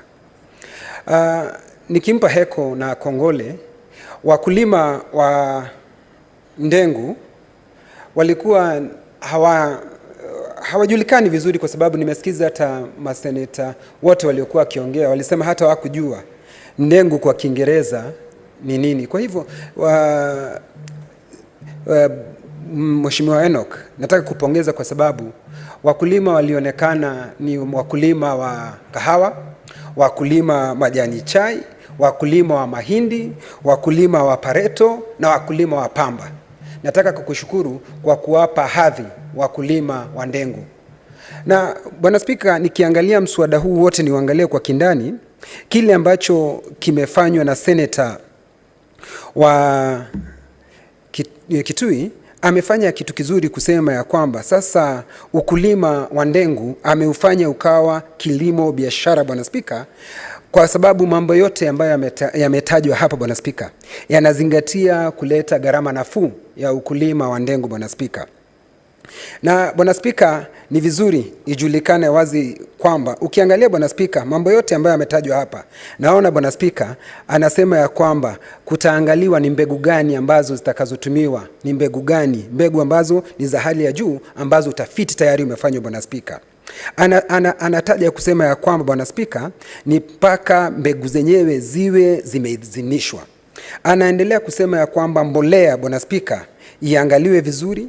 Ukiangalia tena anasema ya kwamba hata mchanga kwa wale wakulima unaangaliwa, ndio kunajulikana mchanga gani unafaa ambao utaweza kutumika kwa ukuzaji wa ndengu, Bwana Spika. Hakomei hapo, Bwana Spika, anaendelea kwa kusema ya kwamba kuangaliwe na kuwekwe mikakati ya kutosha ndio kuweze kuangaziwa kama ni mambo ya kwekwe ipiganwe na kwekwe, na anaonyeshana vizuri, Bwana Spika, vile ambavyo hayo mambo yanapaswa kufanya. Bwana Spika, hakomei hapo, anasema ya kwamba soko ya hawa wakulima wa ndengu inapaswa iangaliwe na ilindwe, Bwana Spika, kwa sababu wakati mwingi ukiangalia katika ukulima, mkulima kazi yake, Bwana Spika, ni kulima. Baada ya kulima, basi wale walagai ambao huwa katikati ya mkulima na yule ambaye atakayetumia chakula hiki anaingilia kati. Unapata ya kwamba, Bwana Spika, mkulima anagandamizwa kwa sababu hata bei anayeuza bidhaa yake, Bwana Spika, ni bei ambayo ni bei hafifu, Bwana Spika. Unampata sasa huyu mkulima hawezi hata kujikimu kimaisha, Bwana Spika. Ndiposa nikasema ya kwamba mswada huu nikiuangalia kindani ni kilimo biashara, na nataka kumshukuru seneta kwa sababu amezingatia haya mambo. Anaendelea kwa kusema ya kwamba kuna paswa kufanywe utafiti wa kutosha na kujulikane kabisa ni wakulima wangapi ni wanaokuza hii mimea, na kujulikana ni wakulima wangapi, Bwana Spika, itakuwa ni rahisi sana kujua. Basi wakati tunatafuta soko zetu, tunatafuta soko za kiasi gani ya ndengu yetu. Bwana Spika, nilimsikiza Profesa Kamara akimuuliza maswali mwanafunzi wake Seneta Enoch Wambua, akimuuliza itawezekanaje sasa, kwa sababu mipaka imefunguliwa, ndengu zinaweza zikatoka Tanzania, zikatoka Uganda, zikauzwa hapa kwetu Kenya. Lakini Bwana Spika, nikiangalia mswada huu vile ambavyo umetengenezwa, na naona ya kwamba yeye vile ambavyo anajaribu kufanya, Bwana Spika, ni kuonyesha ya kwamba ukulima wetu utakuwa umefanywa na bei nafuu. Kwa hivyo hata ndengu zozote zikiletwa kutoka nchi jirani, Bwana Spika, hasitaweza kushindana kwa bei, Bwana Spika, na ndengu zetu. Kwa hivyo wataona ni kazi bure, Bwana Spika. Kwa hivyo hata hana shida yoyote na ndengu ambazo zinatoka nchi nje. Vile anavyofanya ni ya kuonyesha ya kwamba, kwa sababu tutakuwa tukijua kiasi cha ndengu ambacho tuko nacho, Bwana Spika, wale wanahusishwa, Bwana Spika, kwa sababu anaendelea kusema kwamba, Bwana Spika, kujulikane wale wanunuzi watakao kununua kwa idadi kubwa ni akina nani, Bwana Spika. Kwa hivyo, Bwana Spika, sina shaka pangu rohoni, mswada huu nikiuangalia, Bwana Spika, umezingatia mambo mengi, na namshukuru zaidi kwa sababu haikufikiriwa. Hata nimsikia Karungu Wadhango akijaribu kusema pengine kungeongezwa, alijaribu kujiuliza kwa nini hakukuwekwa maharagwe ya kawaida. Lakini maharagwe yanajulikana, lakini Bwana Spika, na nataka kukubaliana na yeye kwa sababu alisema hakutaka kuleta kwa sababu angetaka kuleta mimea ile mingine kwa sababu italeta vurugu, na alitaka huu mmea wa ndengu ubaki peke yake, Bwana Spika. Kwa hivyo, Bwana Spika, mimi nasimama kuunga mkono, na Bwana Spika, hili ni jambo nzuri hasa kwetu Laikipia, kwa sababu tukizingatia haya mambo amesema, na nimeona ametaja ya kwamba kila kaunti wanaweza kuangalia haya mambo kwa kindani. Hata sisi Laikipia tukizingatia kwamba Kitui, ukienda Kitui, tunaweza toka sisi Laikipia tuende tuangalie vile wanavyofanya hayo mambo Kitui. Mchanga ni yupi, Bwana Spika, uko pale Kitui, kwa sababu hata sisi Laikipia tuna wanasayansi ambao katika kaunti yetu waangalie, na sisi tuweze tukakuza ndengu Laikipia.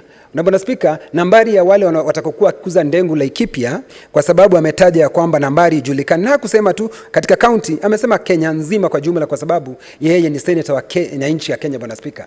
Kwa hivyo hili itakuwa ni jambo nzuri, Bwana Spika, itakuwa mwanzo hata sisi kwetu tuweze kusoma kutoka kaunti ya Kitui. Bwana Spika, hii sheria tukiipitisha, Bwana Spika, na iweze kufanya kazi, Bwana Spika, itawasaidia wakulima wa ndengu, Bwana Spika, na tunaweza tukaiga hii sheria, Bwana Spika.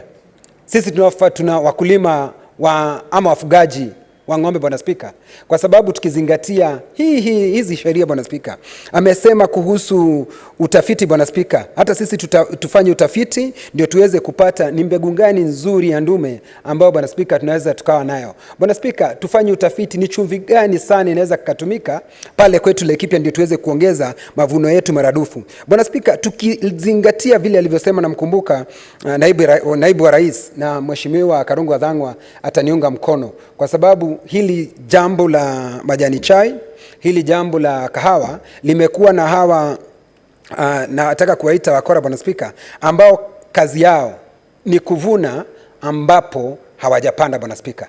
Na hili ndio swala nyeti ambalo najua Senator Enoch Wambua analizingatia, ndio tuweze kuondoa hawa wanaitwa kwa lugha ya Kiingereza Bwana Spika mabrokers. Na wengine wanaongeza lugha nyingine Bwana Spika, ukinikubalia wanaitwa cartel Bwana Spika. Hawana shamba lolote, hawajalima mahali popote, hawana chochote wanachofanya, kazi yao ni kukaa kungoja Bwana Spika. Na mimi naweza nikawalinganisha na fisi Bwana Spika. Kazi yake ni kumfuata mtu, anaangalia vile mkono unavyoenda, akingoje waanguke Bwana Spika. Hawalimi, hawafanyi chochote, lakini wao ni kuja na kuwalagai wakulima, kwa sababu wakulima hawana mahali pa kuuza mazao yao. Lakini Enoch, na kushukuru kwa sababu umeangazia mambo ya masoko yetu ya watu wa ndengu. Na hili Bwana Spika, hii sheria Bwana Spika, hata sina shaka pangu rohoni kwa nini Senator Enoch Wambua alichaguliwa mara ya pili.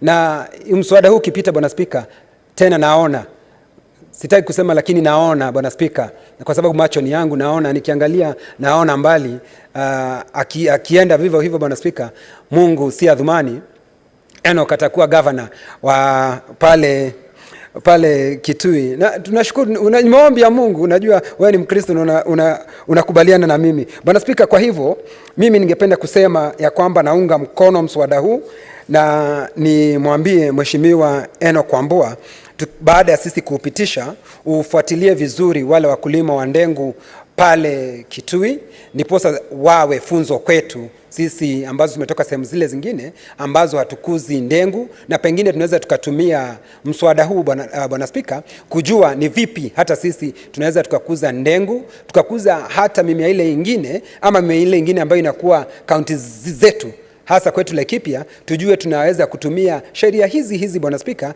tuweze kuwasajili wakulima wetu, kuwapatia mbolea Bwana Spika, na kuweza kuwatafutia soko ya mimea yetu, na waweze kupata faida kwa mimea ambayo wamepanda. Nashukuru Bwana Spika na naunga mkono. Asante sana Senator Kinyua. Senator Esther Okenyuri.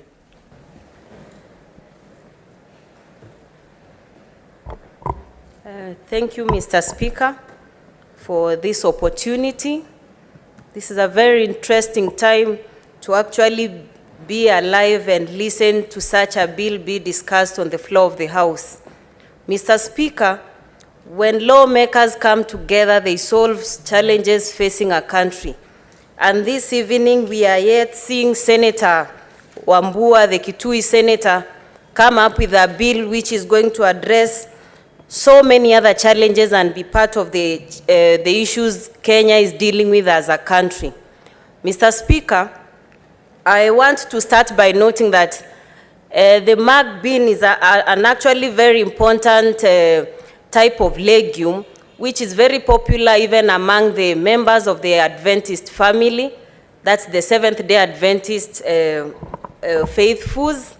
Because we are, as one of them, we are actually encouraged to partake in this high protein content legume, which as a plant has several other benefits. When I actually check, it contains benefits which are supporting pregnant mothers, children, and mothers who are also lactating. When I look at this, it's a very good opportunity for women across the country. Once county governments embrace this crop as a cash crop, and even for the smallholder farmers, it's going to open up so many other avenues for women and young people and children to benefit. Mr. Speaker, I saw on the section where the senator talks about a committee being established. I hope in that committee there will be representation of women and young people, and in the registration process of registering these farmers, that process needs someone who's very keen and with attention to details.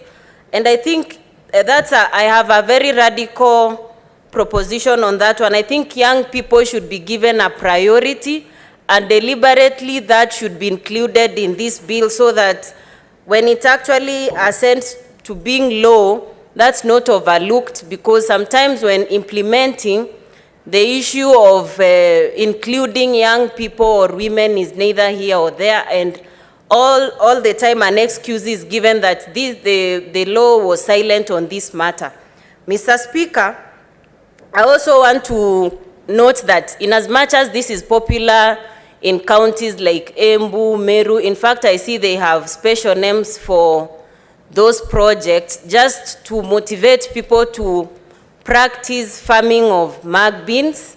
I think other counties, like the county of my origin where I come from, this is a good thing that will also open their eyes to embrace this kind of legume, so that we are not just used to the bananas, avocados, and other long-term growing plants. When you actually look at the mung bean, it takes a very short time to grow, very little productivity cost related to it.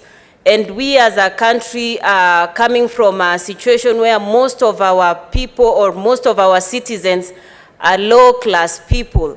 So I think this will be an affordable crop for them to plant and participate in improving their lives. Mr. Speaker, I also want to bring to the attention of members that this, the mung bean, I know when county governments embrace it fully, we are going to see actually a rush into embracing this, and we might be having very many of those beans that have been harvested. Hope we will have a way of looking at the post-harvest so that we do not have the beans be destroyed by weevils or other adverse conditions then that the different regions face. Mr. Speaker, as I conclude, this government has given priority to subsidize fertilizer, which for the first time has gone to the very lowest level of the different areas where we come from.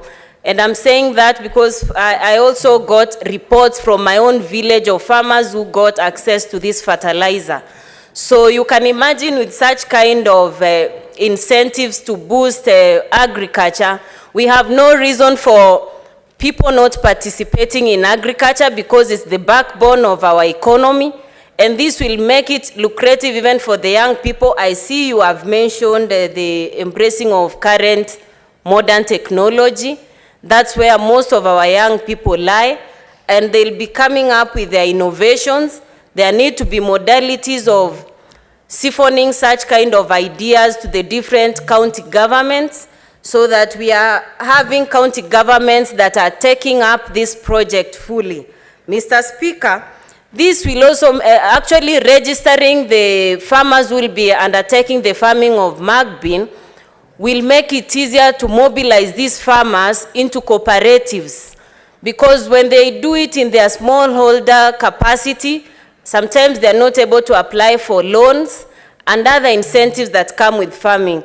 So with such a bill, we are going to have a provision that will allow the small farmers have circles that will give them access to loans and other facilities that are already in existence.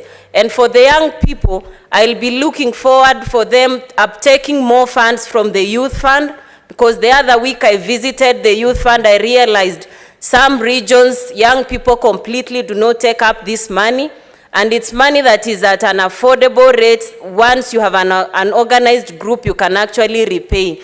So, Mr. Speaker, I want to actually support Senator Wambua by coming with such a bill at this time. And decisions made by this House are life and death decisions. So for this one, this is a life decision, and I commend Senator Wambua for a well thought out proposal. Thank you, Mr. Speaker. Senator Veronica Nduati. Mr. Speaker, sir, I first want to thank you for the opportunity to give my contribution in relation to the bill that has been introduced by Senator Enoch Wambua, and to congratulate him for thinking about making legislation that touch on a crop like the mung bean, Mr. Speaker. If you look at the categorization of this crop, Mr. Speaker, it's one of those in the category that doesn't get the attention that the tea and the coffee, the likes of tea, coffee, cotton, pyrethrum have, the status they have attained, Mr. Speaker, sir, because for a long time, these are treated as crops that are within agricultural crops that are for feeding the nation, Mr. Speaker, sir, and they seem to be dedicated not to the first level but to a different level, Mr. Speaker, sir.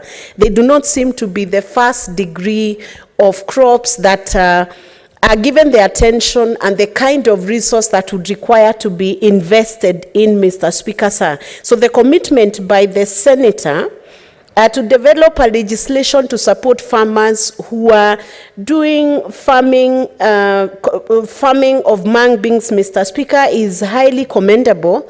And we would hope, Mr. Speaker, that a registration of this nature would also be done for other crops in this category, Mr. Speaker, sir. The only concern, I don't know, Mr. Speaker, sir, I would have wanted the Senator to be here. I see he's still here. Mr. Speaker, sir, the only concern is that it is as though the mung bean has been selected within the bean family to gain the attention and the kind of location it has found within a specific legislation that then regulates the whole environment that is going to deal with this crop.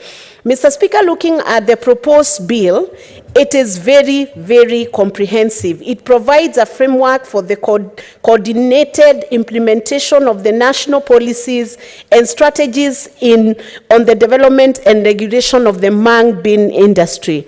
And it also facilitates, and it is also intended to facilitate and develop a framework to regulate and promote the development of mung bean industry in Kenya in order to make it competitive at the international market, Mr. Speaker, sir. Now, I am asking myself, Mr. Speaker, sir, whether a senator would have considered including different species of beans within the same mung bean bill, in which event, of course, he would have to amend the title of the mung beans bill, maybe to make it the beans bill, because there are different categories. We have another bean called Wairimo. We have another bean called Mutembei.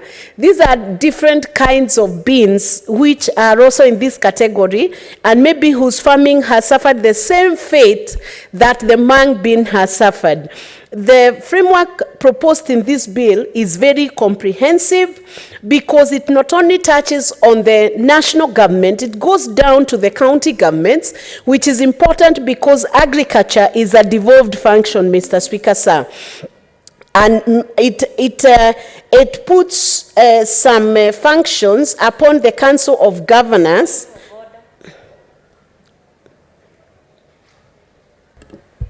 What's your point of order, Senator Essing?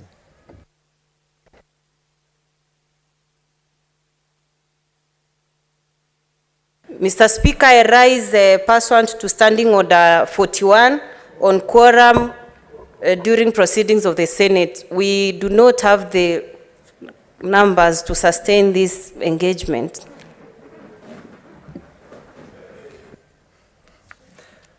Clerk, could the Sergeant at Arms ring the quorum bell for 3 minutes?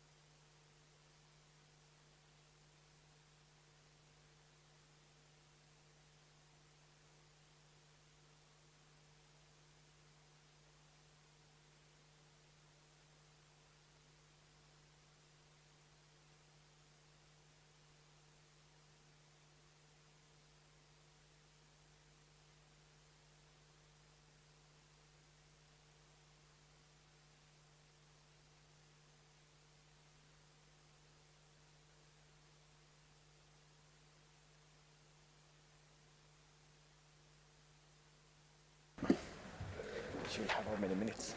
She'll have around.